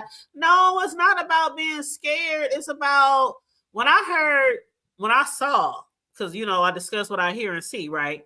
So when I heard and saw Lemon like going off because she said she think he's gay. And he wants all the smoke, and it went on not just one video, not 2 videos. He want all the smoke, all the smoke, all the smoke. You're telling this to VS. You're not telling this to, I don't even want to name other people in the me. You're not saying it to Charlie. You're not saying it to Charlie, or you're saying this to VS and all the people that warned him. And again, I said this, Charlie, because I don't know how long you've been here, but I made sure that I said it's not like I'm praising it or I'm behind what people are doing, because there's a lot of people in this sector who I like and support who might do things that I'm like, we may not agree with it. I might not agree with it, but it's their choice. And here's the thing. Know thy opponent. Always know your opponent. If you're going up to beef with someone, regardless of who it is, know your opponent. Know how far they're willing to go. Know how far they're willing to get you up off of them if they got to. And be ready. Lemon ain't that new. He know. He knows. He was over there with Sir King. Lemon's been around for years. You already know your opponent. Now the thing about it with VS is, and she is one of the people that I like a lot in the sector. It's just like, I ain't going to mess with Five Babe. I ain't going to mess. A lot of the OGs, I'm telling you, he don't know the OG game. One of them. Five Babe is definitely one of them. Do not fuck with people if you don't want that clap back, because you can throw a rock and they could come with a pistol. And there are certain people in this sector who will do everything and anything to get you off top of them. Like when we was talking earlier, Charlie, when I said, who was the first person in the sector who went to somebody's church? It took a minute. Nobody knew who I was talking about, but finally Vibrant said, was it 5? I said, yes. How do y'all forget that she went to Wiley's church? Mm-hmm. This shit is nothing new. Nothing new. I ain't fucking with none of the OGs. So I'm gonna tell you something. They'll have people show up to your house because they ain't even got to do it. I mean, look, SB had people showing up to people's, I ain't doing it. I'm not stupid. I'm not playing dumbass games and winning dumbass prizes. Hell to the no. Absolutely. That's exactly one of his quotes. I don't remember what happened. I know even with that whole Phi Baby in Church thing, I remember her warning Wiley and telling him to back off her. But do y'all remember what he had did? Didn't he have her on a website or? Mm-hmm. No, he did. He did something specific, and she told him she gave him a time limit. She gave him a time limit for whatever it was to either take it down or stop doing it or whatever. He had posted something on his website, but I can't remember exactly what it was. Yeah. If it was her daughter, or if it was her, or if it was, I can't remember what he posted on a website. But it was on his Wiley.com. It was, you know, his Wiley thing, his WileyShow.com or whatever he had. But yeah, it was like you said, though, she was responding because she had told him to cut it out, you know, leave me alone, whatever. And she first was calling the church, remember? She was first calling the church, and then she was like, fuck that shit. She didn't say they was going. They just showed up, and she went live. And all I remember is red carpet. I remember the outside of church, a little raggedy. I remember the still had like a screen door. Falling off. Yeah, the screen door looked like it was about to fall off. I'll never forget that shit. And I was there for the shits. And see, that's what I'm telling people. A lot of these newer people who are in the B sector, they don't know about the old ways that people fight. And so they might be like, oh, well, that's too far. That's too far. No, that's how they fought back in the B sector. This is nothing new. And here's another thing. I'm gonna say this: there's certain people in the black sector I will not fuck with. You couldn't pay me to mess with them. I don't care. I don't mess with none of them. I ain't playing black T sector same way. There's some over there. I ain't mess. I'll go visit. I'll say hey, and that's about as far as it's gonna go. I'm not stupid, right? You got to know your opponent, know where you're headed. And if somebody tells you specifically, all you got to do is apologize or back up off me, stop what the fuck you doing. Don't keep going like a dumbass, because you're going to make it worse and worse and worse and worse. Your best bet with these ones that go low is to back up, apologize, move on to something new. Because yeah, you may think you're ready for that work, but you really ain't, baby. I promise you. But even before VS has said, and I can't remember who panel she was on where she said she want an apology. Even before that, she had told him, leave me alone, whatever. And he had went live and he said what he said, and he was dragging her. And, you know, then he came live and he hit other panels, and he was still with the shits. And people was like warning him, please, Lemon, just stop. You know, some people think that if they stop, that it's saying they're weak. And a lot of people are saying also, it's not saying that you're weak. It's not saying that you're scared. It's saying that you don't want to fight that way. You're smarter than that. If you want to fight that way, then keep going. If you don't want to fight that way, then just leave the shit alone and live to see another day. Yeah. I will take that defeat every day, all day, to protect my family. Because I'm going to say that to me also shows you don't give a damn about your family and the people around you or anybody in your personal life, because they'll start contacting them. They'll start doing things. You know what I'm saying? And if you really care about the people around you, don't play with people who play dirty. Don't do it. Take that L, walk away, play smarter, live to find another day. Go fight with somebody who's just going to keep it superficial. You know what I'm saying? Don't. And when somebody tells you to back up, that means back up. Don't keep playing them games. Know your opponent. But even still, like when it comes to the response that she got after saying, I believe he's gay. And Charlie, we were talking about this earlier. How many people have said that Lemon is gay? So many. And I have never seen him go this hard on almost everybody in the B sector think he's gay. Yeah, it'd be easier to say who don't think he's gay. Yeah, who don't think he's gay That's is the quick account. Like, who don't think he's gay is the question. It's a lot of people who think he's gay. I think he's bi, but that's side the point. And if you are gay, it's okay if you are. We don't gay. care if you is, you ain't, what you're doing. We don't really care. People can have their opinion. Just like, heck, I'm gonna say this. because I'm a tomboy, right? And if you meet me in public and whatnot, I'm wearing my blue jeans, my we t-shirt, both my hair. tomboys. You know what I'm saying? So I've had people assume that I'm a lesbian, which I am not. Yep. Right? Yep. And I don't care because it does not bother me, and it should not bother you about anybody questioning. You know what you do in your bedroom. It should not bother you, even if they did know what you're doing in your bedroom, because you shouldn't be ashamed of what you do. If you is, you got a problem. Especially on YouTube. I mean, these are people you even see in your real life. Yeah, so why is you letting that bother you?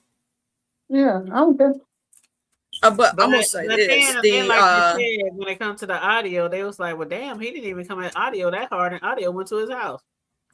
Yeah, or others who have went even harder on him. There have been other people who have went harder on him, and he just hushed up on them. Mainly men. I'm gonna tell you what I think it is, because I've seen the chats, and I read and I watch and I pay attention. A lot of the people in chat were saying that VS was going to be an easy target for him. That's what he thought. He should have did his research. I did see that. Yeah, he thought they were saying she couldn't drag.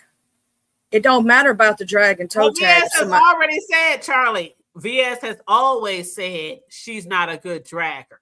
Mm-hmm. Am I lying? No, you ain't lying. She has always said I'm not a good dragger. She's always been better at like the comedy aspects of it, like doing skits and shit. At comedy, she might cuss you out. She might because there's a difference between dragging and there's reading, and then there's just like Rick. What do Rick gags? She's better at the gags. She's better at the gags because Rick Reed does like I'm gonna read you for the facts of your life, things like that. So there's a lot of different ways that people fight on here. VS is very good at the gags. She's very good at the gags, but she's also very good at taking shit outside of YouTube. And I mean, like you said, there's certain people will say, "Oh, I ain't scared of Diva. I ain't scared of Grish. I ain't scared of VS." And we can say a whole lot. I ain't scared of fire. I ain't scared of trees. People can say a whole lot of shit. But the thing about it is, if you get into that position with them in that ring, know how they fight, and how they fight. Don't get mad when they fight how they normally fight. Mm-hmm. Don't be mad when they throw sand in your eye. You know what I'm saying? In a street fight, there are no rules. So if somebody wants to take a piece of sand and throw it in your eye, they have the right to do so.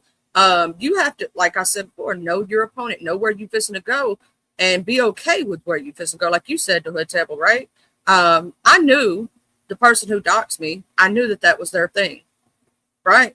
And I had to be okay with it. I prepared my entire family. I prepared everybody around me that was a possibility, that might happen, right? Did the things where nobody would talk to him that was in my immediate family, correct? I already had everybody prepared. If you know your opponent and know how they fight, yeah, that white boy thought I was afraid of him.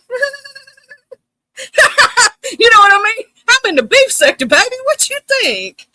Like, you ain't shit compared to over here. But see, that's another reason why I stood on this from the time that the beef sector was created. I've always watched and I enjoy. I support. I like, share, subscribe. I even donate from time to time. I do commentary, but I don't beef. Because I know it can take you into a place where you never want to go. And sometimes a place where you never thought people would go with you. So I'm cool on that. I'm cool just watching and doing commentary. I don't want to fight with nobody. Can't nobody make me fight. And people have tried to get... Oh, I know. Oh my God. I jumped off the porch because I couldn't take it. And they've tried to get you. And instead of you doing it, I was like, my crazy just come out. I don't want nobody. No, you don't want nobody to fight for you. You've always told me that. You've always told me to stop. I will admit I've done it on my own free will and my own volition. and I mean, I get it, but I don't have the energy or the mental. When I say mental capacity, don't get it twisted. I can fight. I can argue. I can cuss with the best of them. I don't. But you like to do it in real life. I don't want I don't like bumping gums and the lip fighting and the keyboard gangster. I'm used to fighting in real life and out in the streets and gang banging and all that shit. This shit on here, this arguing back and forth, it does nothing for me because I know you will never reach me. I will never reach you. You can do whatever you want behind the scenes or whatever, but you'll never step to my door to face no 9 milli. You'll never ever approach me in person. And so that's why I don't even want to play those games because I know what people do. They just doing it because a lot of people do it, Charlie. A lot of people do it like, okay, take the VS and Lemon situation. A lot of people do it because they want the clicks and the views and they want the attention. And they want everybody to believe they on this rah, rah, rah, ha, ha, ha, you know, pull up and shut up, you know, but shit, right? It's for the content, right? A lot of people ain't on that. It's just for the content. That's what I was about to say about you. A lot of people are on. They only on here for the content. They will never meet up with you behind the scenes. Like even a shit with Lemon. If somebody was to pull up to my house, I'd be running all around that apartment building. Where the fuck you at? That's just me. Let me tell you something. And this is gonna say something. I would have been the first one out in the middle of the yard with my hair pulled up, my Vaseline on, my earrings off, and good shoes so that I got good grip. You know what I'm saying? I don't play them games. It wouldn't have just been me because I'm telling you, like all the motherfucking rides we done in the middle of the night. Let me find out somebody coming to my crib. I guarantee you, it's gonna be motherfuckers lurking. It's gonna be a caravan of vehicles. I don't care if it's 1, 2, or 4 in the morning. They're going to make sure that it's a fair fight. That's all I want is a fair fight. See, but we're getting older that's now, how our too. Family get down. That's how our family get down. We might be 100 of us. It might be 20. It might be 30 of us. But ain't nobody going to jump you. We want a fair fight. Just in case you come dirty. Is that my sis, TC? What up, TC? I knew it was her by that picture. I was like, that's my sister. What up? What's up? What's up, the hood, Charlie? What's up, Mel? Hey, boo. Boo in the chat. I just 2 seconds and 2 things. One, the hood table. I sent a listing of some scholarships to you. And I got it, boo. I did get it. Okay. All right. Please share. Okay. And secondly, I just want to say, I think the hood table. I think the last thing I said I said to. Yeah. Share everybody, as many people as possible. Okay, because I know you and Riggs had a conversation about his son thinking about going to school out there. Share it to our sister too. Yeah. Okay. Share it please with as many people. Everybody, the money's on the floor, the money's on the table. I know a lot of folks are fighting. Everybody's in Iran. People in the beef sector. Everybody's in Venezuela, Ecuador, Greenland. I mean, they just shot up Riri's house the other day. Everybody on some bullshit right now. You know, everybody's fighting. In the meantime, in between time, there are some people that we can salvage salvage them and get them where they need to go in safety. So look, get them some money, get them some scholarships. These are really easy scholarships. The way they're doing it now is not as intricate. It's not as intense. So, please just share it out with everybody as best possible. And last but not least, I did say to you, the hood table, I think one of the last lives that you did, not this Sunday, the Sunday before. I said, just beware of things that's getting ready to go on and happen. More to come. Stuff and things. And and here's the thing, to Charlie, to Mel, to the hood table. You can be big enough, bad enough to do whatever you do. Just remember, there's consequences to everything you do. Absolutely. And that's everybody. So here's the thing. Message. Choose your battles. Mm-hmm. And I do. And be mindful that if it don't necessarily touch you, it's gonna touch somebody you love in your family. Absolutely. And is it worth it? I And it's And nothing I new. say, and what you know, what did they say back in the day? What say you? I say no. You can call me, you know, whatever, but I'm gonna tell you, the integrity, the dignity of it all. I would prefer to preserve those things than to be Billy Bad Butt, because Billy Bad Butts only get caught in the 6 feet under. Exactly. Facts. And I ain't You never been a understand? Billy Bad, but I've been a whoop your ass if you fuck with me. But I ain't never been a Billy Badass, just on some rah rah rah fuck. There's But Right, always I stay in my lane. I stay in my right. lane. And the I mean, of old course, adage. if somebody lay their hands on you, That's Right. different. or somebody you, then you know that's a different scenario. Okay, very, very, very, very different. But just, you know, Pick your battles wisely, like pick your TC battle. said. And Yeah. there's always somebody bigger and badder than you out there. Don't act like you the biggest and baddest. And if you gotta say, hey, I take that L, I'll be weak, I'll be whatever you call me, to be smart and to protect those I love, I'm gonna do it all day, every day. You can call me what you want. I don't give a damn. Mm-hmm. Hmm. But you also, if we're gonna circle this back around, you also have to be aware of when and when not to react, and who not to react to, because we Mm. have to circle it back around to this situation that a lot of people are discussing. When it first happened, it was nothing. It was a mustard seed. What happened or what was said about him was a mustard seed. But he wanted to make it a whole potato, a whole watermelon. Well, he keep doing the same thing with Diva too. And I'm like, dude, do you not know your opponents? Why do you keep playing these games? You're gonna win a stupid ass prize. That's what He you're a gonna do. glutton for punishment. But I mean, there are things that people say about me on here, and it's like, so what? I have nothing to prove to nobody. Mm-hmm. I have nothing to prove to nobody, and I say this. When I say this, I am being so genuine. I've said it several times. I know he don't really watch me, but I have said this several times. Until you start taking yourself seriously, and until you start taking your platform seriously, people will never take you seriously, and you will continue on this horrific downfall, losing channels, losing out, losing money, and all these enemies. Yeah. And it's Just going to start with you unnecessary. being more sober on social media than drunk. That's going Mm. to play a part as well. Get you some help. Hmm. Like, he might think people is just coming at his neck, but he needs somebody in his real life to tell him he needs help. But he saying like that type that ain't gonna listen though.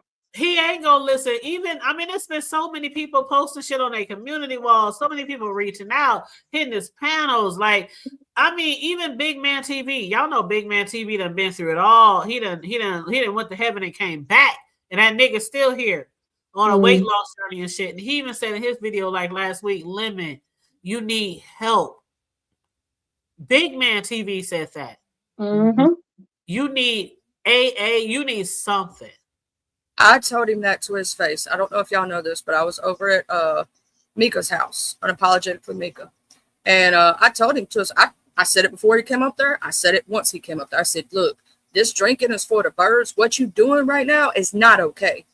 It's not. You're disrespecting people who were your A1 day ones, right? People who had your back no matter what. I would never in my life think to disrespect the hood table. TC, VS, Miss Melissa. You know what I'm saying? Because that right there, when you have somebody that good to you, why would you do that in the first place, to disrespect them and call them out their name? You know what I'm saying? When they ain't never did nothing to you. Now, if they did something, I could understand, right? I could understand.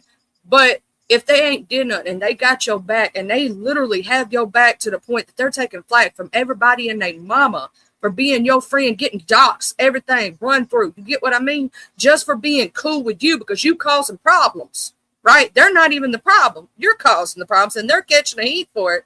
You know what I mean?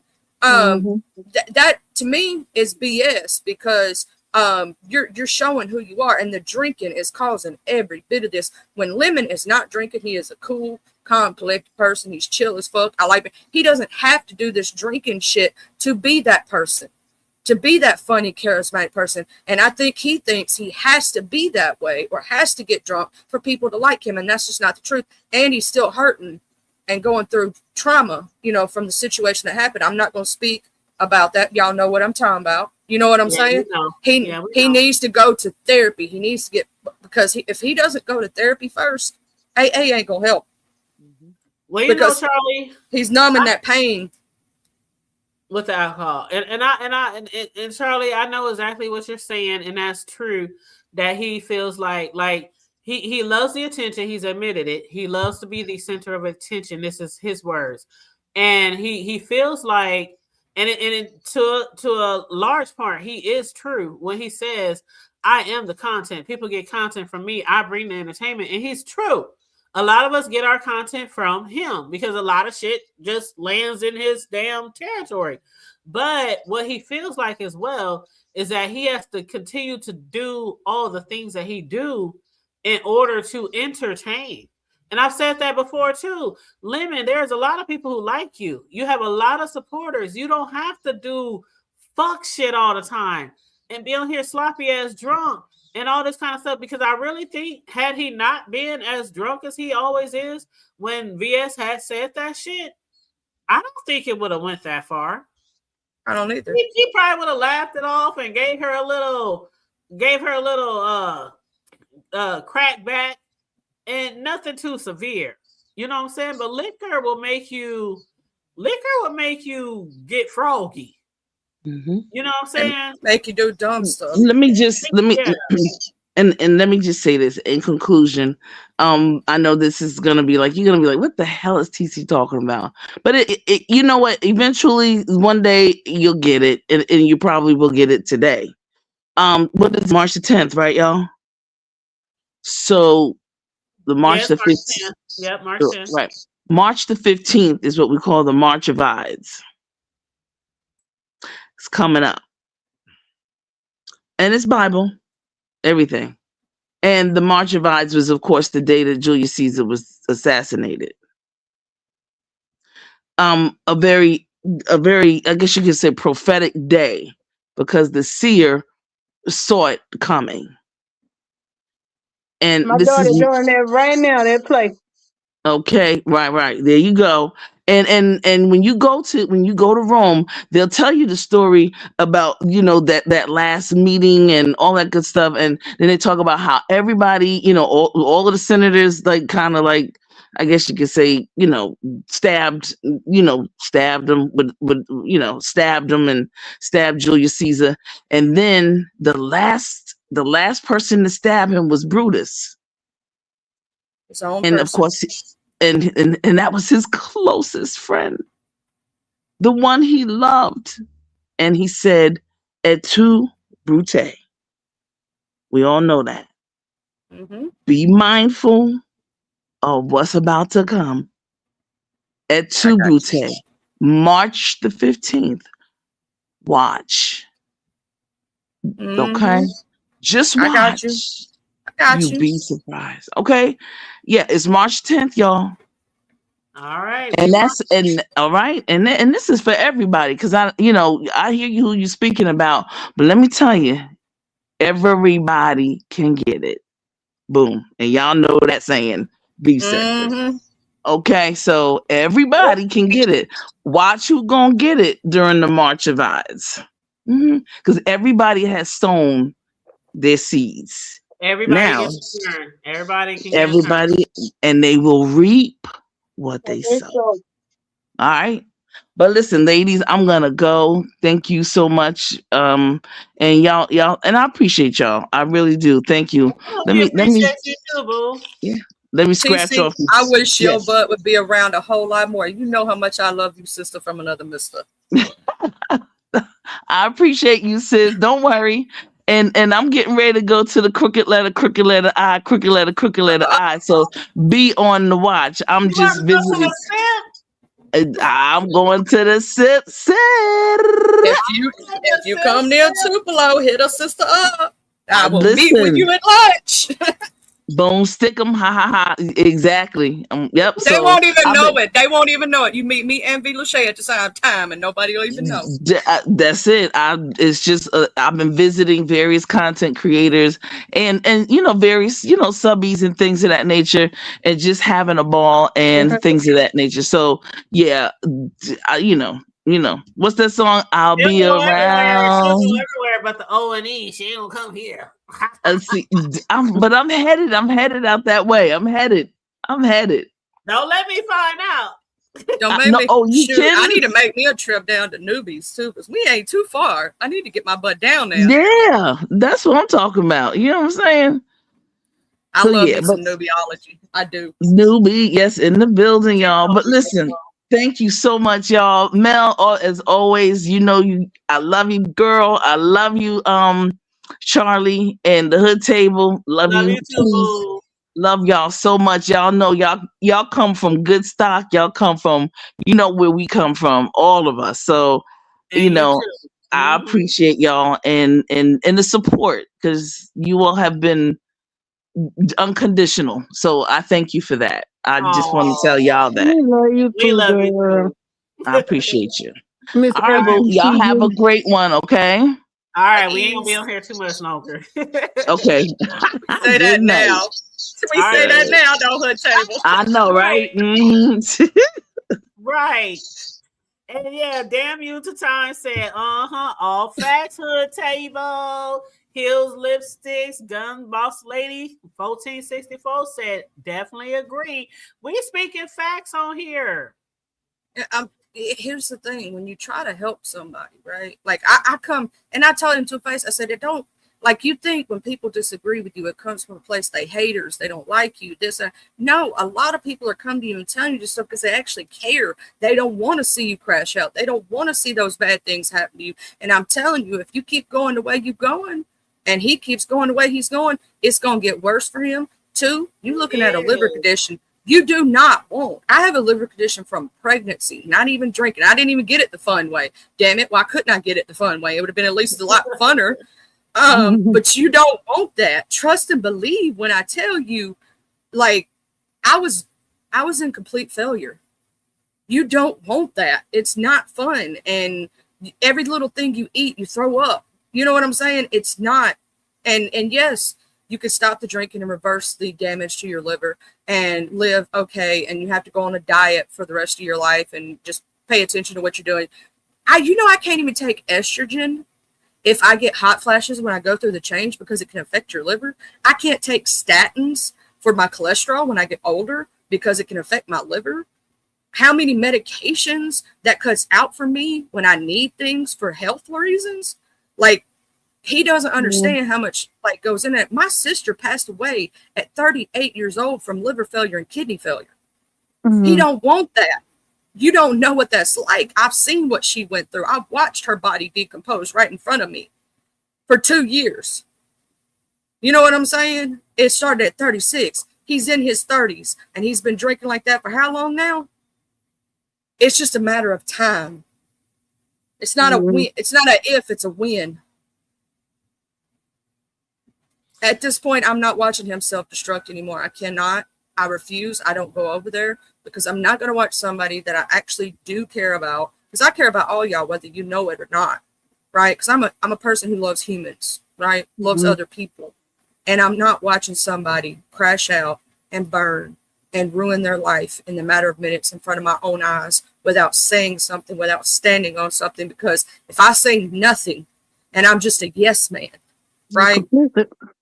I'm complacent in your failure. I'm not going to watch it. We just lost Sharika to the same thing. She had liver issues? Yes. Me and her bonded over that. Me and her bonded over that. Does he not understand? Like, that should have hit home for him. You know what I mean? Like, me and her bonded over that fact. We talked about it quite often, our liver thing. So she's like, oh, Charlie, I can totally understand. You know what I'm saying? And she was telling me about some of her stuff. Like, don't he understand that? She wasn't that old. He ain't that old. You think it won't be me. It won't be me. Yeah, you might be one of the lucky few it don't happen to yet. You might be. But within the next 3 months, 6 months, you don't know. It could hit anybody at any time. We are not promised tomorrow. And in the Bible, there is a verse that states, taking care of your temple, right? Don't mar your temple. What that means is your body is your temple, right? You can decorate it or decorate it however you want. You could do your hair up. It don't matter. What it really stands for is you get one body, right? And if you don't take care of it, it's going to crash out before you get older, and you're not going to make it to those ages. How do you think our old people doing so good now? Some of them because they took care of themselves. You know what I'm saying? They watched it. They took care of their physical health, their mental health. He needs to do the same. And I'm just telling this from personal experience, who right now I'm fixing to go for autoimmune testing. Bruh, take care of yourself. I'm 38 years old. You know what I'm saying? Me and you ain't far apart in age. I'm telling you, please listen and take it to heart and really pay attention. But you can't make him change if he don't want to change. Because my ex was an alcoholic. And that's the thing. You can't make you. We can. A lot of people have reached out. A lot of his supporters, a lot of the OGs, a lot of the older women, a lot of people have reached out to him and try to get him to stop drinking so much. And then like sometimes when he say I'm not drinking no more, and then like 2 days later this nigga drinking again, like he ain't never stopped. And it's no judgment really as far as like when people see people drinking on here, but when we see your downfall, when we see you're reckless with it, that's when a lot of people talk shit, because people drink on you. Hell, I'm drinking right now. A lot of people come on here and got a cup. Yeah, but see, you're not an alcoholic. We have drunk lives. We even see Rick Reed have drunk lives. Rick Reed can go live 8 hours while drunk, but he ain't acting like none of that. That's 1 day a week, though. And here's the thing. He goes to work the next day. He takes care of his family. He does his due diligence. You know what I'm saying? But that's what I'm saying. Some people can control, even if they're drinking, some people can control themselves and their behavior. And he's not one of those that can control himself and his behavior. He's not a functioning alcoholic. He's not a functioning alcoholic. Not at all. And I'm not calling Rick an alcoholic. I'm just saying he's one of those people who, if you can hold his liquor like that, you need to do YouTube without the alcohol. Why can't you drink after you're done going live? Or why can't you drink before you're going live? Because you coming over here doing that drinking, you just make yourself look so bad. And a lot of people who are over there, he can get 300, 400, 500 people in his chat. A lot of people is there because of the train wreck. Yep. Everybody who be in your chat is not a supporter. They're not a friend either, because I'm going to tell you something. They're not a friend. They're wanting to watch the train wreck. They want to watch you derail. And the ones who truly care about you, you'll know, because they walked away because they couldn't stand to see it. Right. And you might be getting $2,000, $3,000, $4,000 a month because you got all these big chats. But trust and believe, a lot of people who might be contributing to that money, they don't give a fuck about you. Like I heard somebody say today that Lemon probably feeling some type of way because more people aren't coming to his defense because of what he got going on right now with VS. And they said that's how you know that people don't really fuck with you like that, Lemon. They're there in your chats and watching you because the fuck shit and because of the train wreck. Or they there to watch other people on your channel because you be having everybody and anybody on your panel. So some people are there to watch other people. But regardless of the fact, I used to, man, I'm telling you, and I don't hate Lemon. I don't dislike Lemon. It's nothing like that. But I used to watch Lemon. When I first found out Lemon was starting a channel, I was probably one of the most excited. I went over there. I subscribed so fast. I was on every live. And when he would go live for hours, I would fall asleep on his live and I would wake up to him talking in my ear. I mean, all the time. And then it slowly just navigated to this. It didn't start where it is now is not how it started. And we don't want to tell people what to do with their channel, right? We don't want to tell people how to act on their channel, right? But some people it's just like, I just can't, nope. I still like you and everything, but I just can't support all that. I can't listen to you. I can't listen to that. I can't watch you act a drunk fool every night for hours. I can't. But some people are willing to watch that shit, and that's why his chat still be big, because they out there for the train wreck. Here's the crazy part, though. It's dwindled. It used to be between 600 to 900 people a night. When he first started, yes. A lot of those people have now since left because he's burned a lot of fucking bridges. The same thing that he has told to others about burning bridges, he's doing the same thing. Not too far long ago, he actually had quite a few OGs on his panel that we thought we would never see on a panel together. Never. We never thought we'd see VS and Tracy on the same damn panel, and Lady Nika. You know what I'm saying? All of them sitting up there chilling. You know what I'm saying? It could have got Miss Bizarre and others. You get what I mean? Like, we never thought we'd see that day. But he's literally burning every bridge and messing up himself right now. He's doing it to himself. Yeah, I think he has that attitude like he is invincible. Yeah. And like nothing, like he's always gonna bounce back. And I think it's to the point that is arrogance. Yep. You right, Mel. You right. And listen to this, y'all. Everybody who talks about it were haters. Oh. Yeah. And even with the Sir King. Now, I like Sir King. I know a lot of people don't like Sir King. But when Sir King first came to Lemon and said, Lemon, you need to stop this. You need to do this. You need to tone it down. He's a hater. Everybody, Sir King is hating on you because you get the numbers, because nobody come to his platform. I think in the very beginning, when people saw Lemon spiraling under control, I think a lot of people genuinely were trying to help him, including Sir King. Yeah. But it gets to the point where you always trying to support somebody and get them good advice, and then it gets to the point where shit, I don't give a fuck. I'm gonna just do commentary on this raggedy motherfucker. That's what he called himself, right? And especially if he gonna turn around and cuss you out and treat you bad anyway. Right. So, a lot of people just like, fuck it. Okay, we try to help. We try to give advice. Now we just don't talk about it. They're going to do commentary. Yeah. You want to be the center of attention. So, and the people who want to be the center of attention, the people who want to get all the clicks and the views and the like and all the money, they also turn around to be also the person that they don't want nobody to talk about. Mm. Yes. And thank you. Hey, Damon. Am I saying your name right? Demu 2 times? Damn you 2 times. Damn you 2 times. Okay, damn you 2 times. They said, see, the other night he said, y'all can take my channel. I'll just make another one. And, well, you can only make so many channels before, you know. Y'all. I will say this. I tried to tell him when they first was going after his main channel, his very first one, the one that he built from the ground, right? The one that he first had, right? I told him, I said, you're gonna need to do this, this, this. You need to talk to a real person. Told him how to get in contact. Most monetized content creators, you have a person that you can reach out to, right? But also you can hit them up on Twitter, right? To get someone to personally really email, like a real person to talk to you. They have a Twitter account. You can hit them up on Twitter, right? And they will get back to you at a certain point.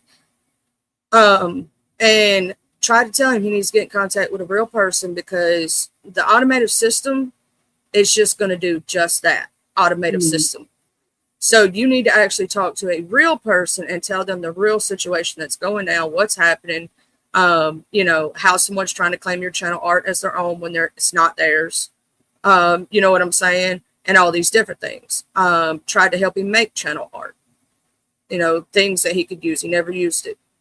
I did make him the Tuesday ones and used the same like lemon figurine that he uses, but it had other stuff added to it, so therefore it was transformed, if that makes sense. For Teleport Tuesday.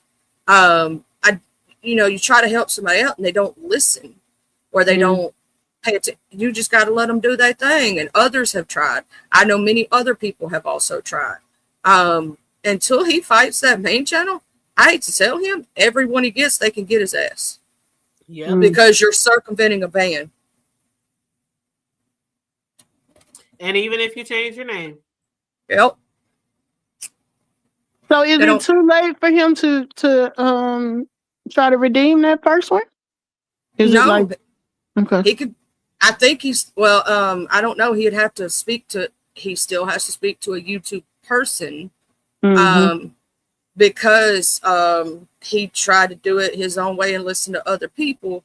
Now he's gonna have an even harder time at doing it. He's got to talk to somebody from YouTube personally. I mean, he could still possibly. They have like a time limit. Do they have like a time limit? I don't know. I do know that they usually give you a specific time to, and after you've already what do you call that? Appealed it once or twice, then they just take your shit. You ain't getting it back. And well, Damian 2 times said, didn't he just get one back? I didn't know that he got one back. Did he? He done lost like shit. 3 channels. This is number 4. 5. Yeah, this is number 5. So if he got one back, whether it be the second, third, that ain't gonna matter because the first is still. You get what I mean? So he really needs to talk to YouTube. And I know a lot of people recently just got like some of their channels back from like what's we call it? What's his name? The morning guy. The morning guy from the other sector who do content here now. Vanier. Yes, he got his channel back. Remember, he had lost his channel. I know Deanna got hers back. Deanna and I think Pizarro, didn't she get hers back? I don't know. I know Deanna got hers back. I know Deanna got hers back after a long time. Yeah, it was several people that, and they were saying, because Tracy got one back too, because they were saying it was like it was after a year or something. I don't know what the time was, but a lot of them got them back. I don't know what the basis was as far as like the reason they flagged them the first time. Like, is it still valid or? But yeah, some people have been getting them back, but I don't know how. I'll be trying to do my best because I know how hard it is. There are certain people on YouTube like me who don't have people get the hood table to 1,000, get the hood table, get her to 4,000, get her. You know, back in the day we used to support like that, but it's not like that anymore. So I can't lose a channel and then have 1,000 in 2 hours. Here's the thing: a lot of the people who helped him get to those thousands on them other channels, he's since burned the bridge with, and they don't want to help him anymore. So you literally the beef sector is who gets you, and you know, to those 1,000. But you're spitting on beef sector CCs and their subbies. Because here's the thing about the beef sector: we have camps, even if the camps are a little more separated than they used to be. Right? There are still people who are hardcore for certain CCs. Y'all know what I'm talking about. There are still people that are hardcore. And when they're hardcore for a specific CC and you spit on that CC, they'll turn their back, right? Like, let's say you spit on a Brianna or Miss Pizarro or a Lady Nika, then their whole camps are going to be like, I don't want to deal with you anymore. There goes 100 subscribers, 60 subscribers, 80, 200, 300. You know what I'm trying to say? Of B sector subbies, even though we all share similar subbies, even though me, myself, and I've stepped out the box. You know that, but when you come in my chat, you be like, who is all these new people? Right. But, you know, I try to stay true to myself, and I still cover like B sector every once in a while when there's something like this going on. What you love to do. And I think, Charlie, you're doing what you were, I don't want to say born to do, but I want to say meant to do. Because you bring good commentary, and a lot of it do be like trending news or things about health and wealth, you know, things like that. But I think you're doing what you were meant to do. And that's the thing about it. Some of us do what we are meant to do, and some of us just do what we think people want us to do. And I think Lemon is doing what he thinks people want him to do, and that's to act all just crazy. Erratic. He don't have to do that. He does. I'm gonna say really don't. Most people flocked to Lemon when he was just being himself before he would start drinking. When he was still like, and he was just being himself. And people, hell, we were talking about chickens one day, straight up chickens, right? And everybody was having the best time in chat. And then Malik came and said, fuck them chickens. And ever since then, it's been a joke between the beef section, fuck them chickens. But it was so funny that you say that, Charlie, because that's what I was saying earlier. When he first started his channel, he had really big chats. So, and he wasn't on all this shit that he's on now, and he was still getting support. So that's why when I say, if you respect your channel and respect yourself, people will respect you, and you'll still have supporters. Because the fact of it was what he was doing. I don't know what made Lemon think that what was working for him needs to be revamped, because it was fine. People loved him. People loved being there at nighttime when he first started, and it was the place to be. And a lot of us just liked him from the Sir King. Avatar Nation days. I didn't really get into it when I did subscribe when he started his channel, but I liked his personality when he was over there. And when he wasn't doing all of this crazy stuff, and he still was likable. And that's why I subscribed. When I first heard that he was, and after us watching him for all them years on Sir King, when I first found out that he would start his own channel, I said, "Oh yeah, I can't wait!" Because Lemon, everybody loved Lemon. He was funny. He could drag, he could gag, he could entertain, and from what we saw, even though he covers half of his face, he seems like a decent person to look at. You know what I'm saying? He had some of the ladies, but. So when he got his first channel, I immediately hit subscribe and a notification bell, and I enjoyed him. I enjoyed him so much. And then it just kind of went like, it got to the place where I'm like, I can't not even 5 minutes. I go over there now if I hear something happen or something was popping off, or to do some commentary. Okay, somebody said something happened. I go over there and I watch and I do some commentary. But I can't even watch the whole, because I can't just watch a drunken stupor. I can't. It can't. And it's not entertaining. And falling asleep on his live. I mean, it's sad to watch his downfall right in front of our own eyes. It really is. Because he is charismatic, and he takes everything that someone says as hate. But no, when people are trying to tell you these things, it's actually for your betterment. And sometimes you need to listen and humble yourself. And it's okay to have a little bit of an ego to I'm cool, I'm a good person, but it's not okay. Confident. Yeah, confidence is okay until you become egotistical. When you start making it an issue and think you're better than what everybody tries to tell you, or any advice. Like, I accept criticism. You know what I'm saying? Constructive, right? And everybody should be able to constructively. I said some things before that maybe I shouldn't have said it that way. So I took that constructive criticisms and I did my apologies, and I never said or did the things again. Not the criticism. I never did it again, right? I changed my behavior. That's what you're supposed to do. That's how we grow as adults. That's how we grow as humans, right? Sometimes certain people, they're not doing it because they don't like you. They're doing it because they do like you, and they're like, you know better than this shit. You know what I'm saying? So why do y'all think, Charlie? Why do you think, Mel? Why do you think, Chat, that he feels like he has to act like this every night to get support? Because that's not how he started. Maybe because when he was at his peak, he was acting a fool and he thought that's what he needed to do. I personally think that he thinks he can't be his funniest, or can't roast and drag without it. Like, he sees it almost as a crutch in a way. And then when he's his craziest is when he gets a lot of cash apps and different things. So he thinks that he has to be that in order for people to like him.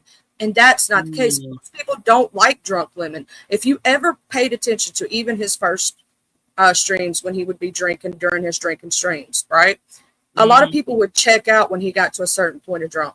A lot of people would leave, right? They liked Lemon when Lemon was just being himself without the drinking. True. Do y'all think he ever goes back and watches himself? I don't think so. I don't think so. There's not enough hours in a day for him to rewatch all his lives. There's not, because I'm sure for the rest of the day he's sleeping the rest of the day, which he has said in the past he be sleep. But sometimes you just need to see yourself to be like, was that really me? And sometimes I'll rewatch my videos if it was like a really, really good live, but I just don't necessarily just rewatch my videos. Like some people rewatch all their videos, but yeah, but you don't be drunk. I don't be watching mine. I can't do it. Sometimes if it's a really, really good live, I ain't gonna hold you. I'll go back and I'll watch that bitch. And but not all the time. I don't do it all the time. But you're absolutely right.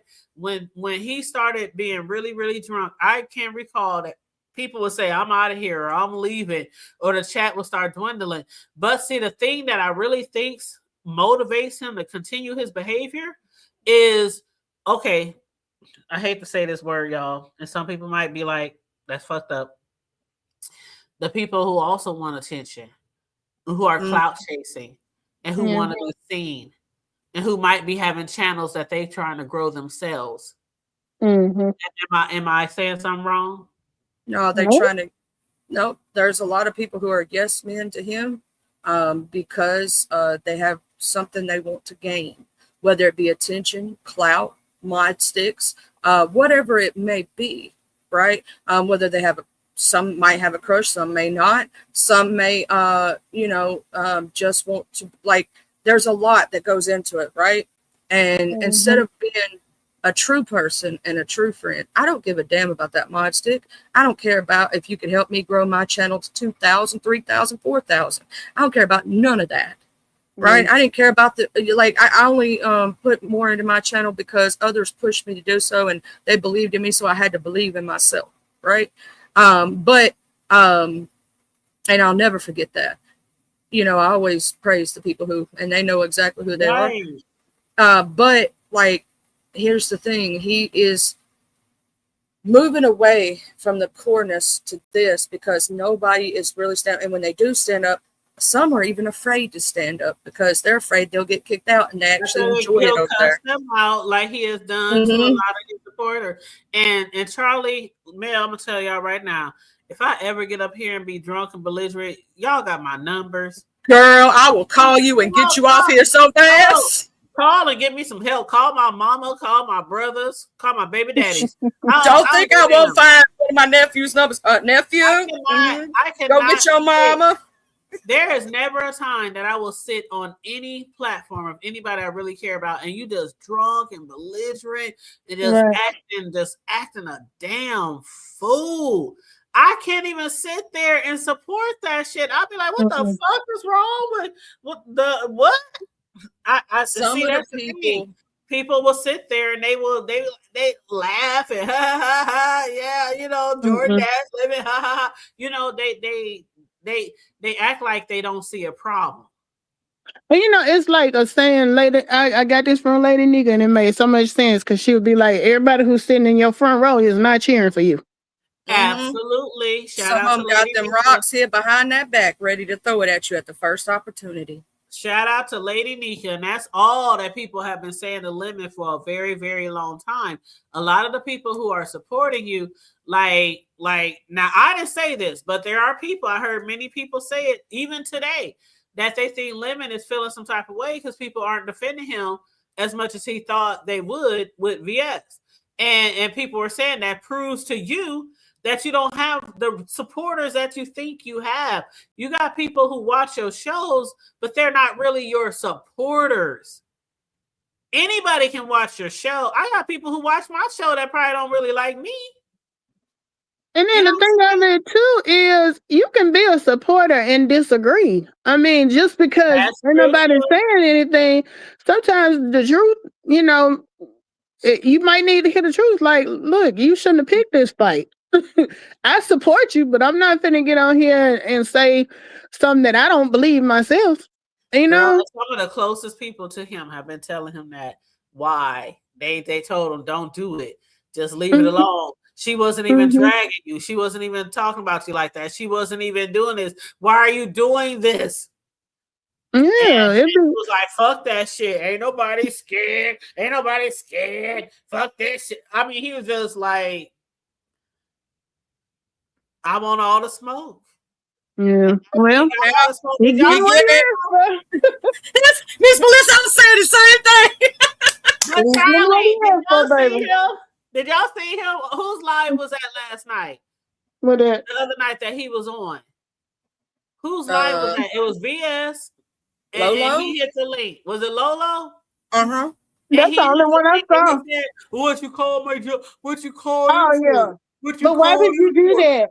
Girl, sounded like a little innocent kid. I was laughing my ass off. Why? Because nigga, you said you want all the smoke. And then he's up there on Lolo's. Well, what you have to call him for? Right. What you do that for? Sound like a little kid. I'm like, nigga, you. It's too late now, nigga. It's too late. I will say I watched something a while ago. Breaking news. No, it was earlier. ZX tried to tell him the same thing. Yes, ZX and Kenola, a whole bunch of people, Charlie. He ain't listening, and I'm gonna tell you this because you think you know it all. These people have been, even if you like them or do not like them, does not matter, right? They have been around long enough to know how this is gonna go. There are certain people have told him to leave Diva alone. She's not one to mess with. There are certain people that you do not play stupid games with because you're going to win some stupid prizes. When people are trying to warn you, it's because they know. And it's not only VS. Like we mentioned a whole bunch of the other OGs who will really get out there and make the phone calls and come to your church and all that kind of stuff. It's not just her. That's what cracks me up like this day in 2026 on March 10th, because a lot of people is looking at VS is like, oh my God, why is she doing this? Why is she making phone calls? Why is she going public? Why is she recording this live? This is the shit that the Beast Sector thrived on. Back in the day. Remember when they followed Bree up in a restaurant, took a picture of her without her knowing it? How many times? And Brianna thought it was somebody for the longest, and then finally, oh no, it was such and such. Like it's so much shit. I mean, the churches, the schools, Five was calling the college trying to get old girl kicked out of her dorm. Yeah, I remember that. And of course, the people who didn't like Five was, that's fucked up, bitch.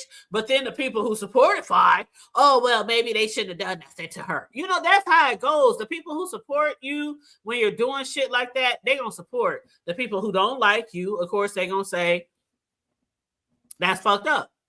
That's just how it goes. That's how it goes. That's like, even with the whole Smooth Carter thing, only thing Smooth Carter said was, don't misgender me. And he would leave him alone. But he still kept, and I'm just thinking, you don't want your channel. If this man is, or this girl, or whatever, I don't know what the gender is. Man. Okay. If they're telling you that all you got to do is this, and I will leave you alone, and you still beating your chest like you Tarzan, you kind of asking for it. Right. And I have said many times, I'm not one of those old school church people who like, or even just regular people who like, if you're born a man, I'm gonna call you a man. If you're born a gal, I'm gonna call you a gal. No, I'm gonna respect what you want to be called. Smooth Carter hit my panel, I think at least once, maybe twice, but at least once. I know Smooth be in my chat. But Smooth had hit my panel and she had explained some shit that she was going through. Maybe he had explained some things that I'm sorry, it's kind of habit. But he had explained some things that he was going through with like Snoop and some other people, right? So me personally, I'm just like, I try as I might to respect people for what they want to be called. Even like the T.S. Madisons, whether you're a celebrity or whether you're somebody in my backyard or somebody on YouTube, if you want me to call you a man, I'm gonna call you a man. If you want me to call you a girl, now there's certain times where we might slip up.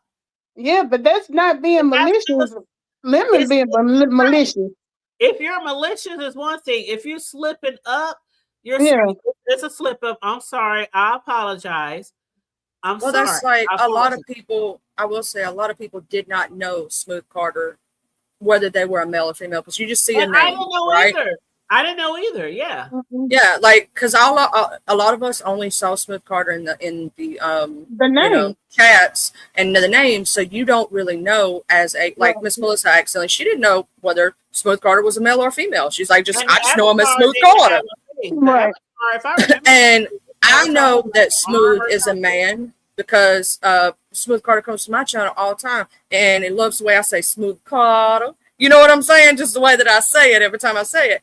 But don't the But avatar I've got had, like a picture of the arm yeah, or something? it's just something random, like Yeah, you something know. random. Yeah, yeah, And yeah. so, like, here's the thing: I've had a lot of conversations with Smooth Carter, Mhm. you know, back and forth, and some people haven't had that opportunity, so they don't know. And those I can understand, right? If you don't know. But when you're doing it and you know you've had a conversation with the said person, or you know Mhm. about their beef with somebody else, like I've told this Queen Tulsa, I've told Queen Tulsa, like Dimples, all of them, I'm still gonna call them by their preferred gender, regardless if we're beefing or not. I just might call you a bitch. You know what I'm saying? I Yeah, might call you people call her a pejoratives. king. Like You people know might what call I'm us a saying? king, or might But call. Yeah, I'm not gonna misgender you. You get what I'm saying? Regardless if we fighting or we beefing, I'm just not. That's not in my and I heart. can see if you're beefing. Okay, let me keep it hood, right? I can see if you're beefing. If you're beefing, you're gonna go to the dirt, right? You can know that somebody might be want to be considered this or considered that, but when you're beefing, I'm not saying it's right, but you're gonna go to the dirt. But on a normal everyday basis, to just misgender someone just for kicks and giggles, you know, or to make it content, if they want to be called this and call them that. And I feel like if I'm that person, if I'm in your chat, Charlie or whoever, and you keep misgendering me just to be funny, I'm Mhm. not gonna come around you anymore. Yep. That's it. I'm not gonna beg for respect. Now, Exactly. Smooth Carter, she could have, I mean, he could have just backed away, just not going the limits. But you can't tell him. We can't tell people How to how to respond? fight. We can't tell people how to fight. And while they up there calling them a she or girl or female or whatever, and they want to be called a he or a man or a male or whatever, I mean, they have every right to either stay in that That's space or back away from that space. But some people you just can't tell how to fight. They might want to teach your ass a lesson. well, that's If like you that's super refuse to learn the disrespectful too. Think about You this. call them a lesson. How many times has like Choreo Ben Lover been people thought Choreo Lover was a male when because she has Because a of deeper her voice. low raspy And voice. then lesson. she had surgery. That's what people don't understand, right? Yeah. Same Yeah. thing. Smooth Carter could be a natural born male and could have had something that made the vocal sound a little different. So therefore, you know what I'm saying? People assume, and when you make assumption, you're gonna make an ass out of your damn self. So if somebody says they male, just like if he wants to say he's straight, I'm gonna believe him on that until he decides otherwise. No matter, you know what I'm saying? He says it, that's Yeah. what he is. Right? Yep. If he comes out and says he's bi, he's bi. If he comes out and says he whatever, I don't care. Because first off, I ain't sleeping with you. You ain't paying none of my bills, so I don't give a damn what you do in your real life. Right, I And don't give a damn what you are. You Mm-mm. know? if you good to me, I'm good to you. If you an asshole, I'll be one right back. Right. I just don't get it. I mean, I have a friend today that I grew up with in that Pentecostal church. And they were born a male. But I promise you, when they were little, I'm telling you, when I say you know how have y'all ever met someone who might be one thing, but you know they're really something else? Yep. And you be like, when they grow up, like okay, let me just okay. So this guy, when I was growing up, he was younger than me, and I was like, that nigga gay. I'm talking 6, 7, 8, 9, 10 years old. That's how young that person was. Because they were so flamboyant, the way they talk. I mean, it was just I don't even think they knew at that time that they were That's gay. just naturally who they were. That was naturally who they was. But of course, us older people was like, Right. you know, then of course the church people, you know how they are. Yes, Lord. Anyway, years later, that person moved out of town, so I didn't see him for a long time. And then one day they sent me a request on Facebook. And I'm like, who the fuck is this? I don't know who they is, but then I started reaching out to other people because, you know, when Facebook kind of got popular back in the day and everybody was just friend requesting everybody, all the people They had that people you might know thing. the people you might know, the people you ain't seen since third grade. Y'all know how Facebook was when it first started. And so I was like, who is this motherfucker? Who is the y'all know that person? They said, that's the homie. Oh, he's trans now. And when I say trans, I mean all the way 360, top to bottom, trans. And if you didn't know this person before, you would not know they was a man before. That's how good they look. Oh, there's some people that transition very easily. So good. I would show you pictures, but I don't want to be doxing. Nope, don't want to dox. And where we at? Baby, don't try to. That nigga who used to be a nigga looks like a born, and I'm not exaggerating. I'm not putting 20 on 10 because I done seen people who try to trans and you can still tell, oh, that was a born a man. They a woman now, but you can tell they used to be. No, when I say if you didn't know from the voice, the face, the features, the breasts, everything, you would think that was a whole woman, born woman. And he, which is a she now, is gorgeous. I mean, just beautiful, gorgeous. Just gorgeous. And they're married to a man. And they live their life as a woman for years. And I will never say he or male or, you know what I'm saying? I would never. When you talk about their past selves, obviously you do. But when you talk about their future selves. The past, right. But I would never. And that was a good friend that I was cool with growing up. We just, you know, some years apart, we were apart. And even though at that time back then, I was like, man, that nigga, yeah. Everybody like, that nigga gay. You know what I'm saying? But, you know, when it comes to the Pentecostal church, you can't live out loud like that. So he kept, which is a she now, but I'm just referring in the past. He kept all that shit underlined underneath and try to keep it all inside. But we friends knew. We just couldn't talk about that shit back then because of the church. So we would laugh. You know how somebody who is a male and they act like a woman and they try to you know, just always acting like a girl. It's like, okay, like the comedians, like Mark and like Big Mama, like, you know what I'm saying? Shanae. That's how they would act. Without dressing up like a girl. Was always hands on the hip, laughing and joking, you know what I'm saying?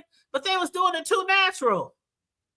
And so you just know, like, yeah, but you can't talk about it. And years later, they sent me a friend request, and it's a female, and I'm like, who is this? What you doing? How you been? I ain't seen your family. Who are you? So how did that first conversation go? Did it? I mean, it wasn't even a conversation. Okay. They sent me a friend request. I didn't know who the fuck they was. When I found out who they was, I hit accept. And that was it. That was it. It was us. How you doing? And we just communicate on like Facebook, like the rest of my friends. They my Facebook friend on Facebook today, and we just, you know, it is what it is. And nothing needs to be said. Nothing needs to be said, for one, because we already knew. The people closest to this person already knew. This person was meant to be a woman at a very young age. I ain't gonna say nothing to be said because, I mean, that's still like, you ain't gonna say nothing. You know, if it was a face-to-face, if it was not a Facebook conversation, but if this is somebody that you went to school with, y'all was real cool and everything, and you ran into we have seen each other in person because, okay, without giving too much detail, remember my sis who was on the show, the one who sung "Happy Birthday" to me? Yeah, my birthday. That's her cousin, her first cousin. So we all grew up together.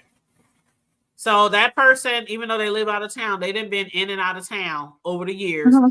at our functions, birthdays, holidays, so it ain't like I've only talked to them on Facebook. But Yeah. at that time, when we first interacted after they moved away, it was on Facebook.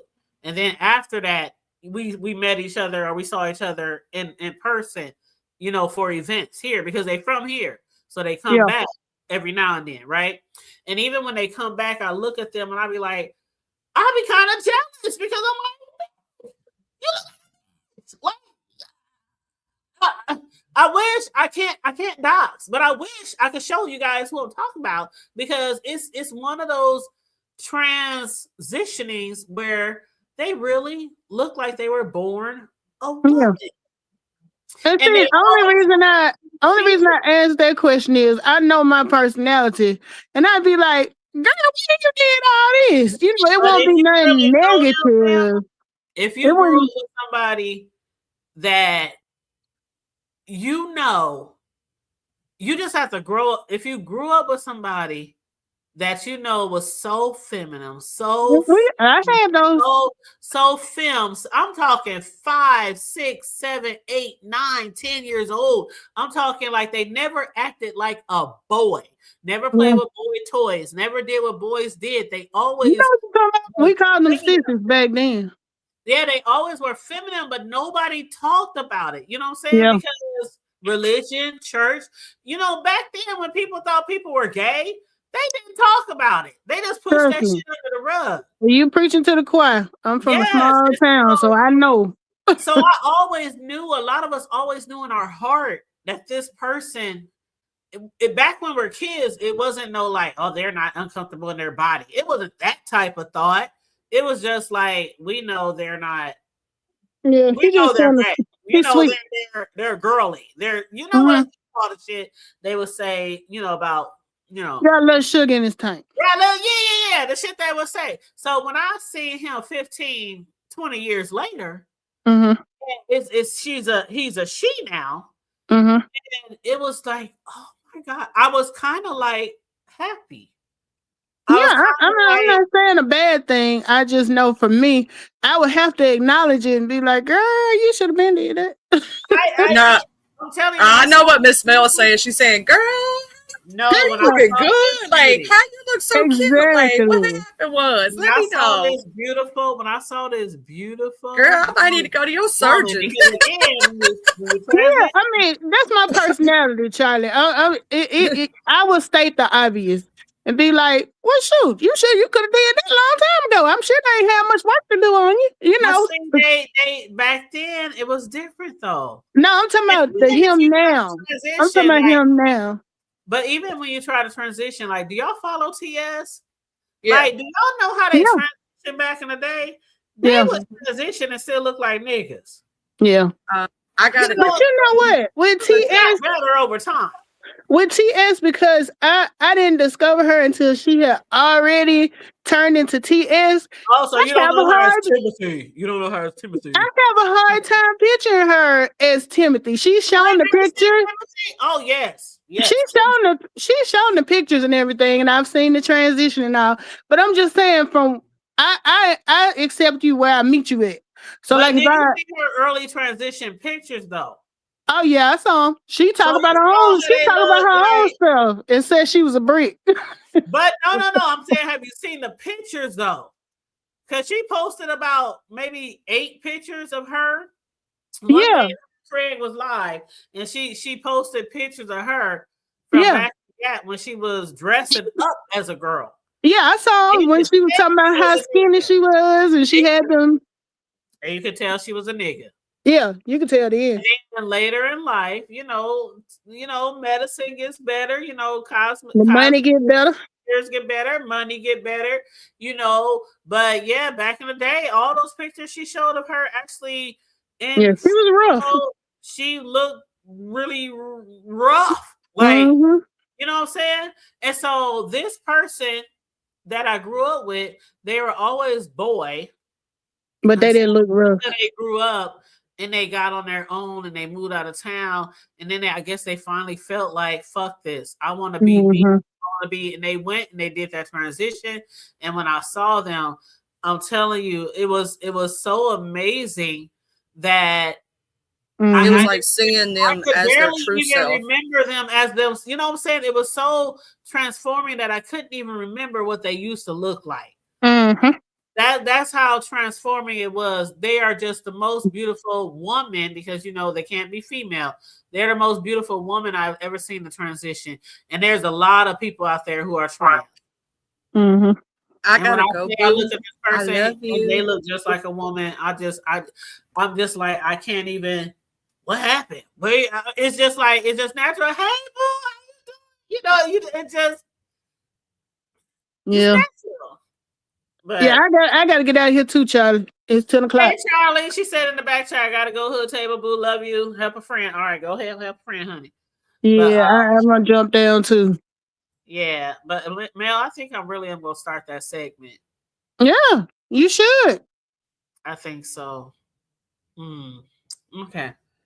Because I'm sure there's a lot of people that can relate. My upbringing wasn't as strict as the Pentecostal, but like I still can relate to some of the stuff you're saying. So I imagine it's a plenty who know exactly what you're talking about and be like, girl. Right. And I brought up a lot of that shit tonight because I just wanted to stress seeing somebody who's a first lady in the B sector and in the mess is not even surprising to me. Yeah. Not even. But that's all. But love you too, Charlie Boo, and love you too, Mel. Of course. Right. I love you, ladies. But love you I'll talk to you later, Mel. I hope you have a wonderful night. Give our boo some kisses, okay? I will. Oh, did you see I did my baby birthday video? Yes, I saw that. Oh my God. big baby. Child, that nigga. You know what? I'm like, somebody get this to him, please, and thank you. I saw that. I'm telling you, every time I see you post something about him, I think of that lady. The lady who got arrested. But I know you'll never go that far, but it's just so funny. Look, I told you he can serve me my papers in person. Girl. And have you ever said you met him in person at all yet? No, everybody around me has.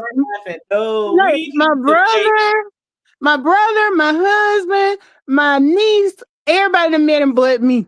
So I'm like, my time is coming. That happened, Mel. Yeah. And I even know where he stay in Georgia. Don't let something pop up and he's doing some shit and I send a little email. Girl, I done got in so many contests and got so close. Really? But it's coming. It's coming. It's coming. Oh my God. I wish that's the only thing left on my bucket list is to meet Shaq. I wish that for you so much because there are some celebrity crushes that I had over the year that I would love to meet. And if I met them, it would just make my entire life. So I get it. The only thing I would hate, and I don't think this would happen, is if I met him and he was an asshole. But I don't get that from him. I think he is genuine. From all the stuff I've seen, ain't nobody perfect, but I don't think he'll be an asshole. But that would break my heart if he was an asshole. So then we gonna drag him all over the hood table. Okay. I done wasted 30 years of my life being in love with you. I know. All right. I'm gone because I'll be talking about him for the next 2 hours. So bye. I know. All right, honey bun. I'll talk to you later. Everybody got a crush, right? Be a celebrity or being somebody, close to you. But everybody got a crush. But anyway, y'all, we done discussed so much shit tonight. And see, that's one thing. If you've been subscribed to me for a minute, we discuss everything from the hood to the White House, including the B sector and everything in between. So the way we start might not be the way we finish, but we still try to have a great show. But for the guys and the ladies who joined us tonight, I appreciate you guys. I hope you like and share the video. I hope you subscribe if you happen to be new here. I did happen to see some new people in the chat that I haven't ever seen before. Matter of fact, Clyde, I like Clyde, and I never see her in my chat before. And if I have, please forgive me, Clyde. But it was nice to see Clyde in the chat as well. Clyde Diva, okay. The Diva, okay. But yeah, I saw other people in here who I'm unfamiliar with or haven't seen before. But yeah, shout out to everybody who joined the chat tonight. We had a really great conversation. It's a lot of things going on in the sector. I know tomorrow night, VS said, depending on how things go today, tonight, tomorrow, she might make some phone calls to that church during Bible study or on Sunday. I don't know if it's gonna happen, but hey, I'm just telling y'all what I seen and what I heard, and adding a little commentary to it. Okay, that's all we do over here. We don't try to like ruffle no feathers. We don't do no beefing, none of that shit. We just over here having some good darn conversation and commentary. And again, I hope you guys enjoyed the show. Like, share, and subscribe. Feel free to hit the Cash App or the Super Chat. Support the goals. But even if you can't do that, like, share, and subscribe. Stay safe, be blessed, remain vigilant at all times, and always remember, say it with me now, keep it high.